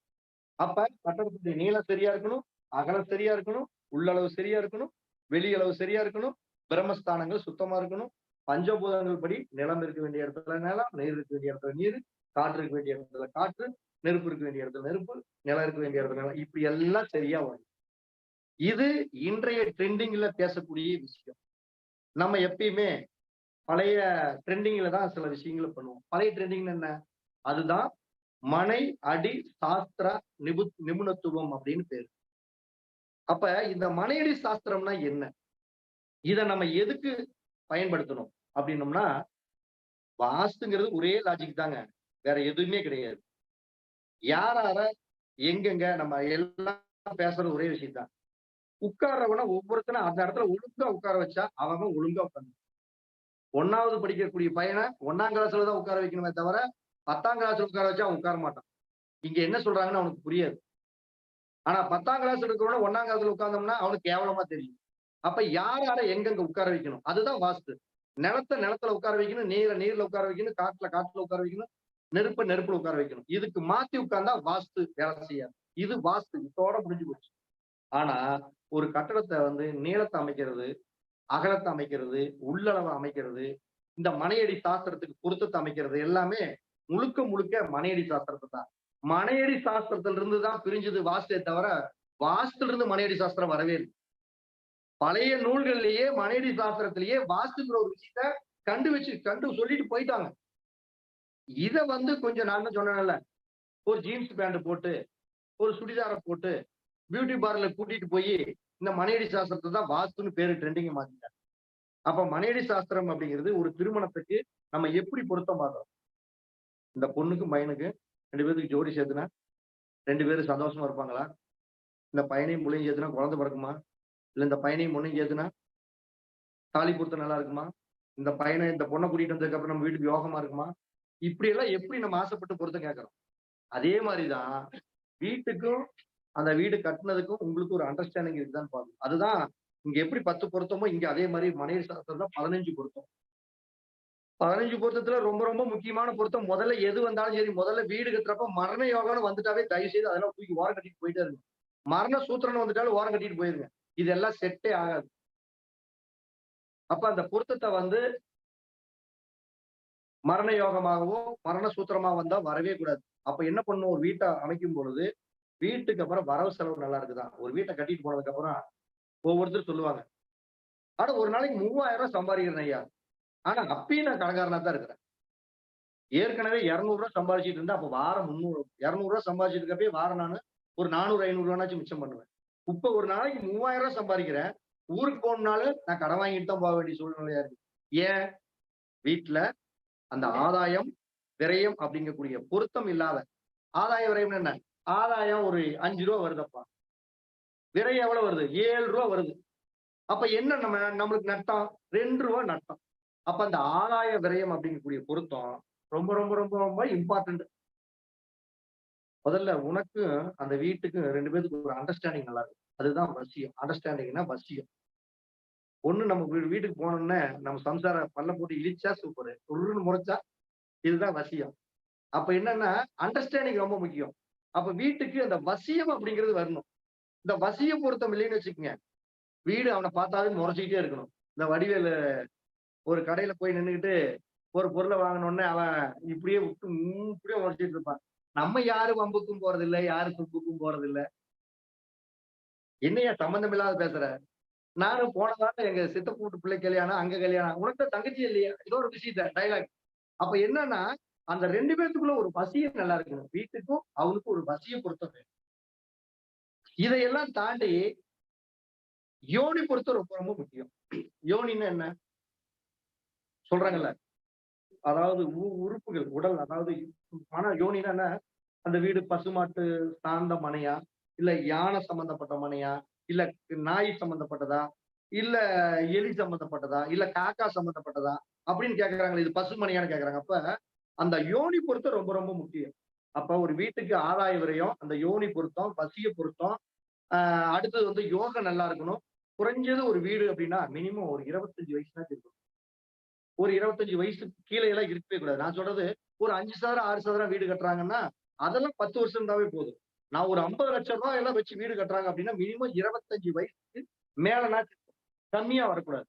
அப்ப இப்படி ஒரு வீட்டை பிளான பாக்குறப்ப ஆதாயம் விரயம் யோனி வசியம் யோகம் இப்படி எல்லாம் அந்த பொருத்தத்துல மனைவி சாஸ்திரத்துல வருதா அப்படிங்கிறத நம்ம முதல்ல பார்த்து பண்ணணும் வீட்டை. இப்படி எல்லாம் அமைச்சாதான் உங்க பழைய வீடா இருந்தாலும் சரி, புது வீடா இருந்தாலும் ஜெயிக்க முடியும். இல்லைன்னா கண்டிப்பா ஜெயிக்கவே முடியாது. இப்ப ஒரு மனுஷன் வாழ்றான், எதுக்கு வாழ்றான்? நல்லா ஜாலியா சம்பாதிக்கணும், நல்ல சாப்பாடு நல்லா சாப்பிடணும், அந்த நல்லா சாப்பிடுற சாப்பாடு நல்லா செரிமானம் ஆகணும். ஏதோ பழமொழி இருக்குது, சாப்பிடுற சாப்பாடு அப்படியே தங்கிட்டா உடல் கெட்டு போயிடும். நம்ம ரஜினிதான் சொல்லுவாரு, நம்ம சம்பாதிக்கிற பணத்தை பூரா நம்மளே வச்சுக்கிட்டா நம்ம வாழ்க்கை கெட்டு போயிடும். நம்ம சாப்பிடுற சாப்பாடை பூரா நம்மளே தேக்கி வச்சுக்கிட்டோம்னா நம்மளுடைய வயிறு கெட்டு போயிடும். அப்ப கெட்டு போயிடுது அப்படின்னா எப்படி உணவுக்கு நம்ம இம்பார்ட்டன்ட் கொடுக்குறோமோ அதே மாதிரி நம்மளுடைய கழிவு பொருள்கள் வெளியே போறதுக்கு இம்பார்ட்டன்ட். நல்லா புரிஞ்சுக்கணுங்க. அதாவது கழிவு பொருட்கள் அப்படிங்கிறது தான் மறைபொருள் ரகசியம், மர்மஸ்தானம். 8ஆம் இடம்ங்கிறது மர்மஸ்தானம். அப்ப நம்ம வெளியில போகணும். அப்ப நம்ம கழிவுகள் வெளியே போகணும் அப்படின்னா அந்த கழிவுகளை வைக்கக்கூடிய இடத்த நம்ம ஒழுங்கா ஒரு வீட்டுல அமைக்கணும். அப்ப கழிவுகளை வைக்கக்கூடிய இடம்னா என்னன்னா செப்டிக் டேங்க். அப்ப ஒரு வீட்டுல எப்படி நீ தண்ணிக்கு ரொம்ப இம்பார்ட்டன்ட் கொடுக்குறியோ அதே மாதிரி அந்த செப்டிக் டேங்க் ரொம்ப இம்பார்ட்டன்ட். அப்ப செப்டிக் டேங்க் அப்படிங்கிறது அந்த வீட்டுல சரியா அமைக்கணும். நிறைய வீட்டுல அந்த செப்டிக் டேங்க படாத பாடு போட்டு குதறி தள்ளிட்டாங்க. எங்க போய் பார்த்தாலும் அந்த செப்டிக் டேங்க் தான் பிரச்சனை. செப்டிக் டேங்க் போட்டதுக்கு அப்புறம் தாங்க இதெல்லாம் நடந்ததுன்னு சொல்றாங்க, ஓப்பனாவே சொல்றாங்க. நிறைய பேர் என்கிட்டயே நம்ம வீடியோ பார்த்து பார்த்து எல்லாமே முக்காவாசி பேர் வாசி கத்துக்கிட்டாங்க. வீடியோ பார்த்தவங்க, ஐயா செப்டிக் டேங்க் நான் வந்து வடக்குல இருந்துங்க வடமேற்கு மூலையில இருந்து ஈசானி மூலை வரைக்கும் 4ஆ பிரிச்சுட்டுங்க. அதுல அடியை நான் விட்டுட்டுங்க 2வது அடிக்குள்ள தாங்க போடுறேன். இங்க போடலாங்களா? இல்ல கிழக்கு பக்கத்துலங்க அக்னி மூலையில இருந்துங்க ஈசானிய மூலை வரைக்கும் மொத்த நீளத்தை 4ஆ பிரிச்சுட்டுங்க. நான் 2வது பகுதியில தான் போட்டாட்டு இது கரெக்ட்டுங்களா? அவங்களே சொல்றாப்பாங்க. நம்ம சொல்லாததுக்கு முன்னாடி வீடியோ பார்த்துட்டு முழுக்க முழுக்க அவங்களே தெரிஞ்சுக்கிறாங்க. அப்ப ஒரு இடத்த நம்ம ஒரு வீடு இப்படி இருக்குது அப்படின்னா, இந்த பிளாட் இப்ப 60க்கு 40 பிளாட் அப்படின்னா, இது வடக்கு, இது நம்ம தெற்கு, இது கிழக்கு, இது மேற்கு. அப்ப இதுக்குள்ள ஒரு வீட்டை அப்படி அமைச்சுட்டாங்க அப்படின்னா, இத நம்ம இந்த செப்டிக் டேங்க் அப்படிங்கக்கூடிய அந்த கழிவுகளை வந்து சரியான இடத்துல உட்கார வைக்கணும். அந்த கழிவுகளை சரியா உட்கார எடுத்துக்கிட்டீங்கன்னா, எப்படி உங்க வயிறு கெட்டு போகுதோ, அதே மாரி உங்களுடைய அந்த வீட்டுல இருக்கக்கூடிய உறவுகள், அதே மாரி குடும்ப உறுப்பினர்கள் அனைவருக்குமே உடல் ரீதியான எப்படி வயிறுகள் தேக்கி பிரச்சனை கொடுக்குதோ, அதே மாதிரி இந்த செப்டிக் டேங்க வந்து அமைக்கிறதுல முறைகேடான விஷயங்கள் நடந்தா, கண்டிப்பா அவங்க பிரச்சனையை அனுபவிப்பாங்க. அது எந்த திசையில் இருக்கிறதோ, அந்த திசை சார்ந்த பிரச்சனையை சந்திப்பாங்க. அப்ப ஒண்ணும் இல்ல, நம்ம செப்டிக் டேங்க் நம்ம எங்க போடணும்னு நெறைய வீடியோல சொல்லியிருக்கிறோம். இருந்தாலும் நம்ம ஒரு விஷயத்த பேசுறதுக்காக சொல்றோம். செப்டிக் டேங்க் நம்ம போடணும்னா, எப்பயுமே இப்படி வந்து இந்த 60 அடிட்டோம். இப்ப இந்த 60 அடி வந்து மொத்தம் 4 சாப்டரா நம்ம பிரிக்கிறோம். 4 விதமா பிரிக்கிறோம். அப்ப 4 விதமா பிரிக்கிறோம்னா, இந்த 60 அடி 4 விதமா பிரிச்சா எப்படி வரும்? ஒரு இதுக்கு 15. 4 இதுக்கு 4 பாஞ்சு 60. பாருங்க. 4ஆ பிரிக்கணும்னு சொல்லிக்கிறேன். 4 60 தான். அப்ப ஒரு 15 அடி ஒண்ணா பிரிச்சிடுறோம். அடுத்த 5 அடி பிரிச்சிடுறோம். அடுத்த 5 அடி இப்படி பிரிச்சுட்டு, முதல் வரக்கூடிய இந்த அக்னி மூலை இதுதான் அக்னி மூலை. இந்த முதல் வரக்கூடிய இந்த 15 அடியில செப்டிக் டேங்க் போடவே கூடாது. இந்த 2வது வரக்கூடிய 15 அடியில தான் செப்டிக் டேங்க் போடணும். இதுல எல்லாம் நெறைய கோட்டை விட்டுறாங்க. நான் அவங்க வீட்டுல போட்டா, இவங்க வீட்டுல போட்டா, இங்கதான் போட்டா அப்படின்னு நெறைய பேர் போட்டுறாங்க. அப்ப இந்த இடத்துல வரக்கூடிய இடத்துலயே இந்த இடத்துல இந்த 15 அடியிலேயே போட்டுறாங்கப்பா.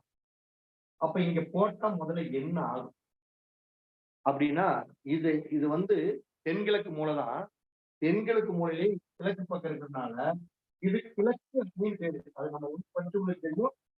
விரைவில் அதுக்கு முன்னால சில பேருக்கு தெரியும். அப்ப கிழக்கு சார்ந்த அக்னி அப்படிங்கிற இடத்துல செப்டிக் டேங்க் வந்துருச்சு. அப்ப இந்த இடத்துல இருக்கவே கூடாது. அப்ப இருக்கக்கூடாது அப்படின்னா, முதல்ல கிழக்குன்னா என்ன? ரொம்ப லேசுன்னு அர்த்தம். சும்மா 5 வயசு குழந்தை. வடக்குன்னா ரொம்ப லேஸ். ஒரு 5 வயசு குழந்தை. கிழக்கு, வடக்குங்கிறது எல்லாமே ரொம்ப பாம்பின்றிகள் அப்படிங்கிறோம். அதாவது சின்ன வயசு குழந்தைகள்னு சொல்றோம்.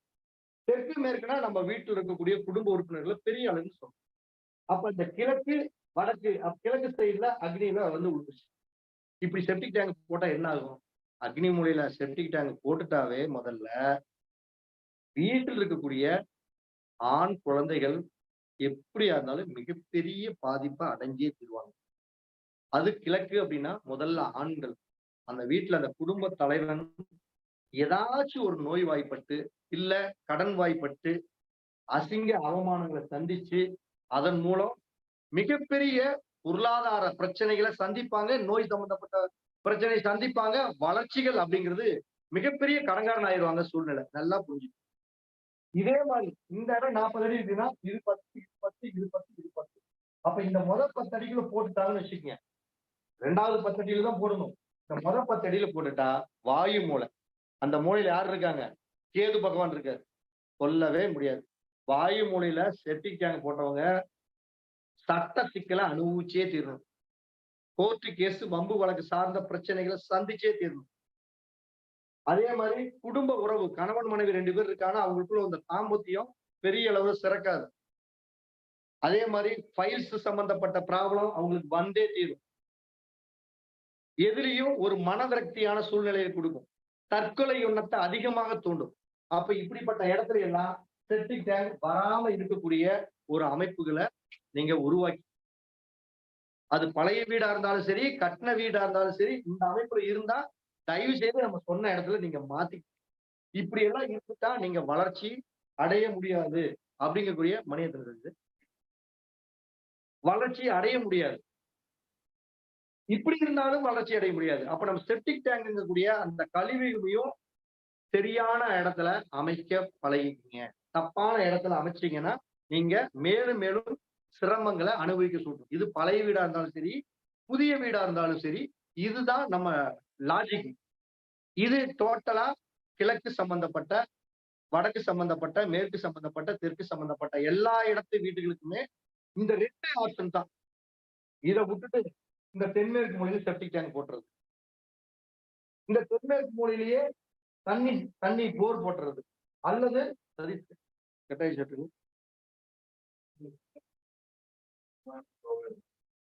சரி சார், நெட் கூட கொஞ்சம் ரீசார்ஜ் பண்ணிடுறேன் சார் டக்குன்னு.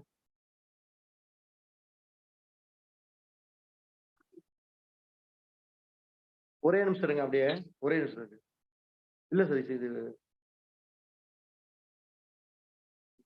இது ஆடியோ வருதா? இங்க வா சதீஷ், ஒரு நிமிஷம். இது என்னன்னு பாரு. வீடியோ வருதுங்களா? நெட் இல்லைன்னா நெட்டை போட்டுரு. ஏன்னா ஒரு 10 நிமிஷத்துல தான் நம்ம வகுப்பு நம்ம நிறைவு செய்யணும். அப்ப இந்த தென்மேற்கு மூலை அப்படிங்கக்கூடிய இடத்துல நம்ம வந்து இந்த கிணறு, போரு, செப்டிக் டேங்க் இது எல்லாமே போட்டுட்டா என்ன ஆகும்?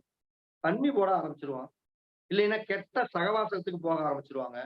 சீட்டாட போவாங்க, இல்ல தண்ணி போட போயிடுவாங்க, இல்ல நண்பர்களோடு சேர்ந்து அதாவது தவறான பழக்க வழக்கங்களுக்கு இயற்கையாவே அவங்க நல்லவங்களா இருந்தா கூட அந்த தவறான பழக்க வழக்கங்கள்ல அவங்க போய் சிக்கி அவங்களுடைய வாழ்க்கையில பல விதத்துல கஷ்டங்களை அனுபவிப்பாங்க.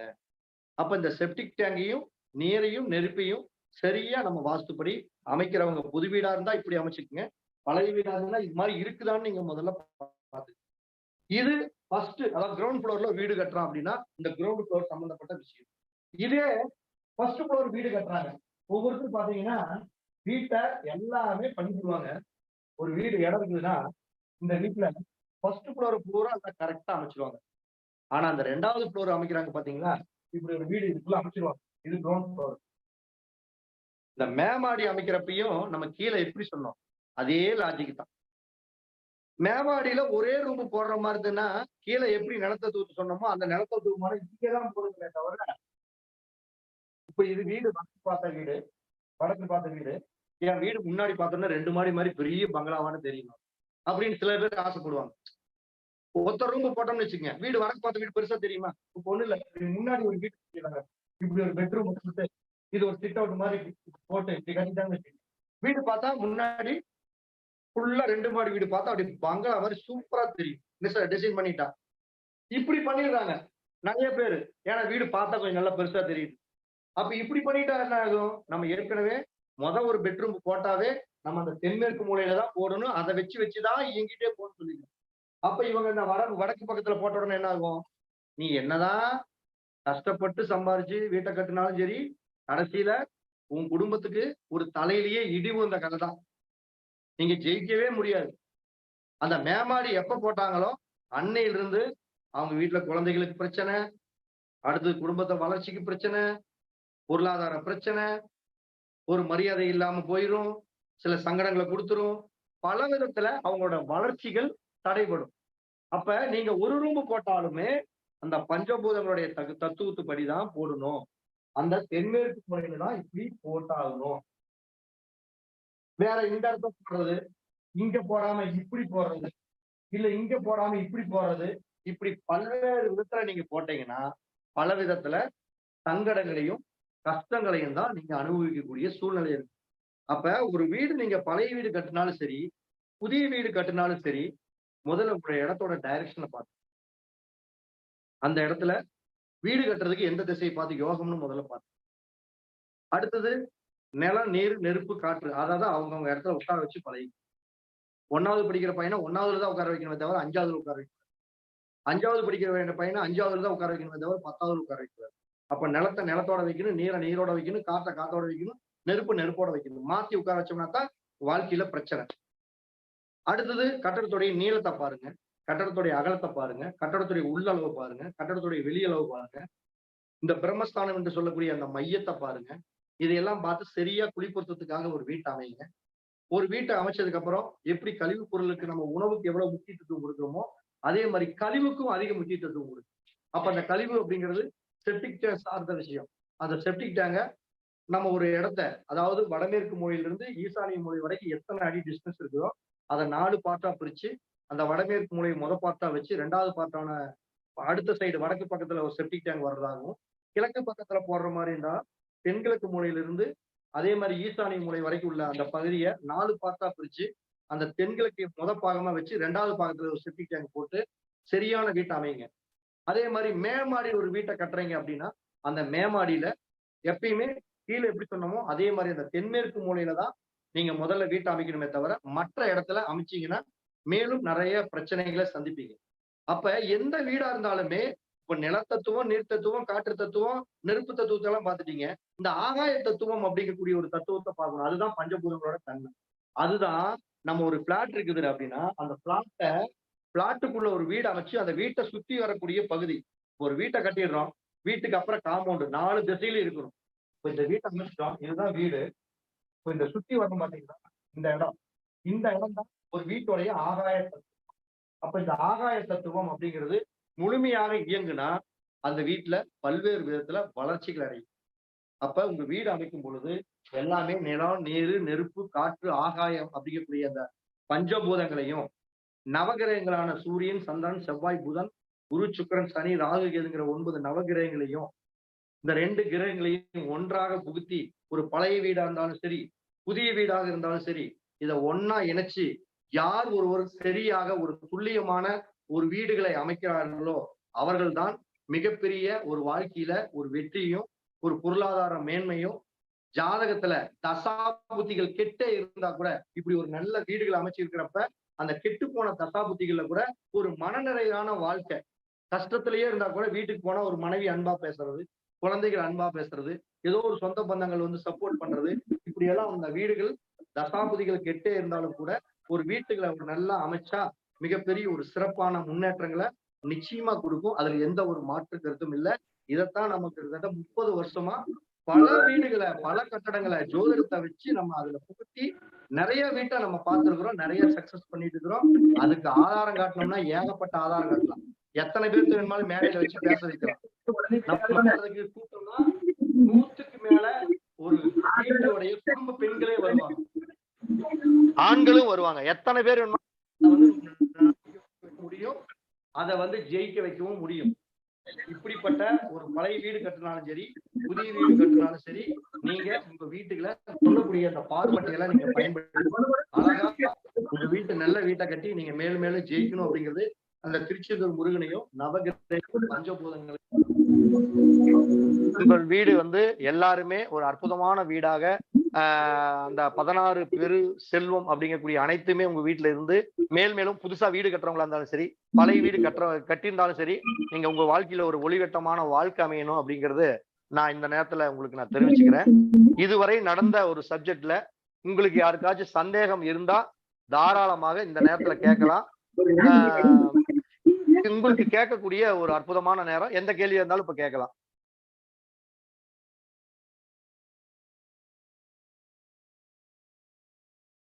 புதுசா யாராச்சும் கேள்விகள் கேட்கறவங்க இல்ல ஏதாச்சும் சந்தேகம் இருக்கிறவங்க இப்ப கேட்கலாம். உங்களுக்கான நேரம் ஒரு 10 நிமிடம். சார் வணக்கம் சார். சார் வணக்கம் சார். சார் ராஜு பேசுறேன். ஐயா வணக்கம். இப்ப நீங்க நம்ம தலைவாசலை பத்தி பேசியிருந்தல சார். ஆமாங்க ஐயா. இப்ப தலைவாசல் வைக்கும் போது சார், ஓகே, இப்ப வந்து நான் வந்து என்னோட ராசிக்காக நட்சத்திரத்துக்காக தலைவாசல வச்சிடறேன்னு வச்சுங்க. இப்ப என் வீட்டுக்கு நான் புதன்ல வச்சிருக்கேன்னு வச்சுங்களேன். இப்ப நாளைக்கு வந்துட்டு என் பிள்ளைக்கோ மறுபடியும் வரும்போது அப்ப அவங்களுக்கு அந்த தலைவாசல் எப்படி மேட்ச் ஆகுமா? இல்ல ஐயா, இதுலதான் ஒரு விஷயம் என்னன்னா, மடையடி சாஸ்திரத்துல கருப்ப பொருத்தம்னு ஒன்று இருக்குது. அந்த கருப்ப பொருத்தத்தை வந்து சரியா நீங்க அமைச்சிட்டீங்கன்னா, கருப்ப பொருத்தம்னு இருக்குது. முதல்ல கருப்பம், ஆதாயம், விரயம், யோனி, ராசி, நட்சத்திரம், ராசி, லக்னம், வயசு, நேத்திரம், ஜீவன், பஞ்சகம், இப்படி 15 பொருத்தம் இருக்குது. அந்த 15 பொருத்தத்துல கர்ப்ப பொருத்தம்னு ஒரு சீக்கிரட்டான ஒரு மேட்டர் இருக்குது. இப்ப நீங்க கேட்ட கேள்விக்கு அந்த கர்ப்ப பொருத்தத்துல வந்து யார் ஒரு சரியா ஒருத்தர் கர்ப்ப பொருத்தம் அமைச்சிட்டாங்கன்னா அவங்க வீட்டுல அடுத்தது பயம் வந்தாலும் சரி, அடுத்த தலைமுறை வந்தாலும் சரி, அந்த கர்ப்ப பொருத்தத்தை சரியா அமைச்சிட்டாங்கன்னா அந்த வீடு வரக்கூடிய குழந்தைகளுடைய ஜெனரேஷனுக்கு சூப்பரா இருக்குங்க ஐயா. அந்த கர்ப்ப பொருத்தத்தை அமைக்கல அப்படின்னா நீங்க அடுத்தடுத்து பயம் வரக்கூடிய காலகட்டங்கள்ல அந்த கிரகங்களுக்கு இது அந்த பையனுக்கு மோசமா இருந்ததுன்னா அவங்க பல்வேறு விதத்துல சிரமத்தை அனுபவிக்கிற மாதிரி இருக்குங்க ஐயா. சார் ஓகே, ஏன்னா நமக்காக தலைவாசல் வச்சுட்டு மொத்த வரவங்களுக்கு சந்ததிக்கு அது எப்படி ஒர்க் அவுட் ஆகும் அப்படின்னு ஒரு சந்தேகம் இருந்தது. அதுக்கு தான் அந்த கர்ப்ப பொருத்தத்தை வந்து நம்ம வச்சுட்டோம்னா ஐயா, ஒரு வீடுங்கிறது மினிமம் 25 வருஷம் தான் பேசிக் நம்ம சொல்லியிருக்கிறோம். அதுக்கு மேல வந்து என்னன்னா ஒரு ஆல்டர்னேட்டிவ், அந்த வீட்டுல புதிய ஒரு மாடி கட்டியிருந்தவங்க இன்னொரு மாடி கட்டுவாங்க, வீட்டை இல்லைன்னா ஆல்டர் பண்ணுவாங்க, இல்ல வீட்டை பராமரிப்பு பண்ணுவாங்க. இது மாதிரி ஏதோ ஒரு வேலைகள் நடக்கும். அப்ப இந்த கர்ப்ப பொருத்தம் அப்படிங்கிறது எதுக்கு பயன்படும்னா, இப்ப நீங்க கேட்ட கேள்விக்கு அடுத்தடுத்து வரக்கூடிய பசங்களுக்கு, பிள்ளைகளுக்கு எல்லாம் சரியா இருக்கணும்னா கர்ப்ப பொருத்தத்தை நம்ம பேசணும். ஏன்னா இது வந்து பெரிய சீக்கிரட்டான மேட்ரு. நம்ம அந்த 1 மணி நேரத்துல ஒரு புதிய இல்ல வீடு அதுக்கு வாய்ப்பு கட்டுறவங்களுக்கா இருக்கா இருந்தாலும் சரி, அப்படிங்கறது என்னோட கேள்வி. அதுக்கு ஒரு வாய்ப்பு இருக்கா அப்படிங்கறதா என்னோட கேள்வி. வாய்ப்பு இருக்குதா இல்லையான்னு இப்ப நான் சொல்லிட்டேன். வாய்ப்பு இருக்குதுங்களா இல்லைங்களா? ஆமா சார். அதுக்காக தான் அந்த சந்தேகத்தை கேட்டேன் சார். 100% வாய்ப்பு இருக்குது. நல்லது சார். நன்றி சார். ஓகேங்க ஐயா, ஓகே. வேற யாராச்சும் கேட்கக்கூடிய கேள்வி, இல்ல இப்ப இங்க நம்ம உட்கார்ந்து இருக்கிற ஸ்டூடெண்ட் யாராச்சும் கேட்கணும், யாருக்காவது டவுட் இருக்கிறவங்க தாராளமா வந்து கேட்கலாம். இங்கேயே வந்து கேளுங்க. வாங்க, நம்ம ஜாலியா பேசுவோம். சொல்லுங்க. சல்லிய தோஷம்னா என்ன? நம்ம கணேஷ், நம்முடைய நண்பர் ஜிபி புக் சென்டருடைய உரிமையாளர் கணேஷ் அவர்கள். இப்ப அவரு சல்லி தோஷம்னா என்னன்னு கேட்டாரு. இப்ப சல்லியம் அப்படின்னா என்னன்னா, பொதுவா நம்ம ஒரு பிளாட் வாங்க போறோம். அந்த பிளாட்ல நம்ம பிரசன்னத்தை, ஜாமக்கோல் பிரசன்னத்தை போட்டே பாக்குறோம். ஜாமக்கோல் பிரசன்னத்தை போட்டு பாக்குறப்ப இந்த 4ஆம் இடம் சொல்லக்கூடிய இடத்துல ராகு, மாந்தி, இல்ல பாதக ஸ்தானாதிபதி இப்படி எல்லாம் ஒரு கிரகங்கள் வந்துட்டா அந்த இடம் டோட்டலா வந்து சல்லிய தோஷத்துக்கு ஏதோ ஒரு ப்ராப்ளத்தில் இருக்கக்கூடிய ஒரு விஷயம். அப்ப அந்த இடத்துல என்ன இருக்கும்? மேக்சிமம் அந்த இடத்துல தீய சக்திகளுடைய ஒரு தாக்கம். சில பொருள்கள், இப்ப தலைமுடி, ஒரு நகம், ஒரு மாட்டோட எலும்பு, அடுத்தது வந்து மனிதனுடைய எலும்பு, இல்லைன்னா ஏதோ ஒரு இரும்பு சார்ந்த பொருள், இல்லைன்னா யாராச்சும் மந்திரிச்சது தாய், இது மாதிரி ஏதோ ஒரு பொருள், ஒரு லோடு எங்கேயாச்சும் ஒரு பக்கம் மண் அள்ளிட்டு வந்து ஒரு மேடைக்கு போடுவாங்க. அதுக்குள்ள அந்த மணல்ல இருக்கக்கூடிய ஏதாச்சும் ஒரு பொருள், நகம், மாட்டோட முடி, எலும்பு, தோல், இது மாதிரி அந்த பொருள்கள் எல்லாமே வந்து அந்த இடத்துக்குள்ள வந்து விழுந்துட்டா அந்த இடத்துல வந்து சல்லிய தோஷம் உருவாயிரும். சல்லிய தோஷம் அப்படிங்கிறது அந்த இடத்துல பிரச்சனையை பத்தி சொல்றது. அப்ப இப்படிப்பட்ட சல்லிய தோஷம் இப்படி இருக்குது அப்படின்னாவே நம்ம அந்த ஜாமக்கோல் பிரசன்னங்களை போட்டு போக்கும்பொழுது அந்த சல்லிய தோஷம் தெரிஞ்சிடும். இந்த இடத்துல ஏதாச்சும் பிரச்சனை இருக்குதா? சல்லியம்னா இந்த இடத்தில் ஏதாவது பிரச்சனை இருக்குதா?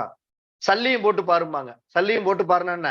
அந்த மனையில ஏதாச்சும் குற்றம் குறைகள் இருக்குதா அப்படின்னு பார்க்கக்கூடிய விஷயம்.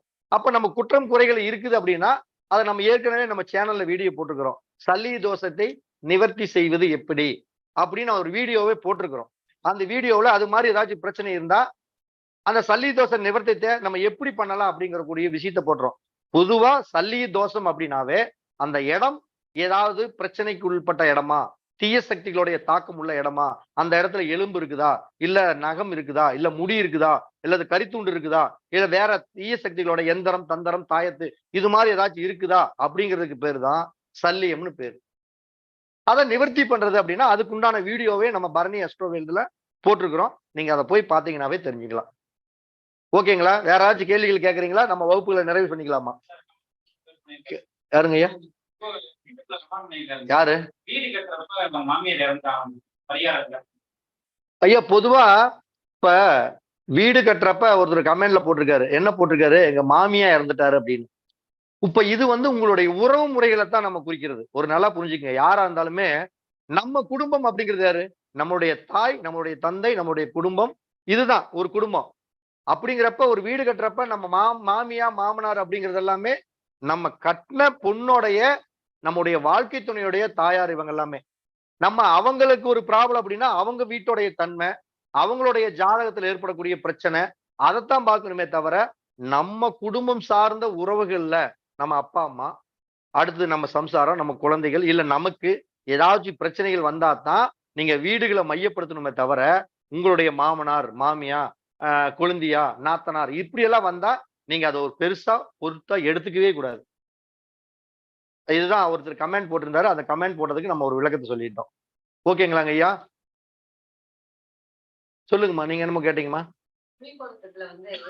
ஆதாயம் விரையும் இருக்கு இல்ல சார்? நம்ம இப்ப பார்த்தோம் சில வீடு கட்டின அளவு வச்சு அதுல ஆதாயமும் 8 விரயமும் 8 அப்படின்னா ஆதாயம் 8ல வந்து லாபம்னு வருது, விரயத்துல நஷ்டம்னு வருது. அது எப்படி எடுத்துக்கிறது? அதெல்லாம் வரவுக்கு செலவுக்கு சரியா இருக்குதுன்னு அர்த்தம்மா. அதாவது சம்பாதிக்க சாப்பிட, சம்பாதிக்க சாப்பிட, சம்பாதிக்கிற பணம் வரும், ஏதாச்சும் ஒரு விஷயத்துல அந்த காசுக்கு பேலன்ஸ் பண்ணிக்கிட்டே போயிட்டு இருக்கும்.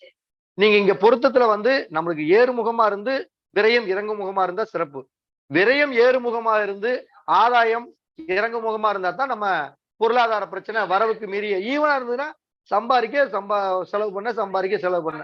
பொருத்தங்கள் இருக்கலாம்ன்றீங்க. அதுல ஃபர்ஸ்ட் அந்த அதாம்மா 15 பொருத்தத்துல மெயினா வந்து நம்ம காகம்னா அதாவது காக்காயோட யோனின்னு அர்த்தங்க.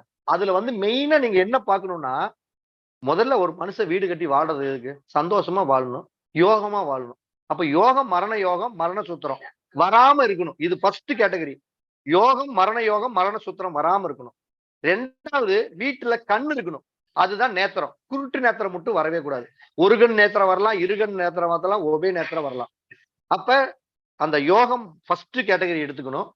2வது நேத்திரத்தை எடுத்துக்கணும். இது 2 இல்லைன்னா நீங்க முதல்ல அந்த பொருத்தத்துக்கே போகக்கூடாது. ஃபர்ஸ்ட் அவங்கதான் எடுத்த உடனே. அதுக்கப்புறம் தான் ஆதாய விரயம். இப்ப யோனிங்கிறதெல்லாம் காக யோனி அப்படின்னா அதெல்லாம் ஒரு சின்ன மிஸ்டேக் தான் பண்ணும். அது பெருசா பண்ணாது. புதுசா கட்டுறவங்க பார்த்து கட்டலாமே, நல்லாவே பண்ணலாமே. நீங்க தானே புதுசா தானே கட்ட போறீங்க. கட்டுறவங்களுக்கு இந்த காக்கா யோனி வந்துருச்சு, எலி யோனி வந்துச்சு, நீங்க கவலைப்பட வேணாம். மெயினா யோகம் மரண யோகமா வரக்கூடாது, மரண சூத்திரமா வரக்கூடாது, குருட்டு நேத்திரமா வரக்கூடாது. இது வந்து இல்லைனாவே ஓரளவுக்கு ஓகே, சமாளிச்சுக்கலாம்னு அர்த்தம். ஓகேங்களா? சரி சரி. இன்றைய வகுப்புகளை நம்ம நிறைவுக்கு வந்திருக்கிறோம்.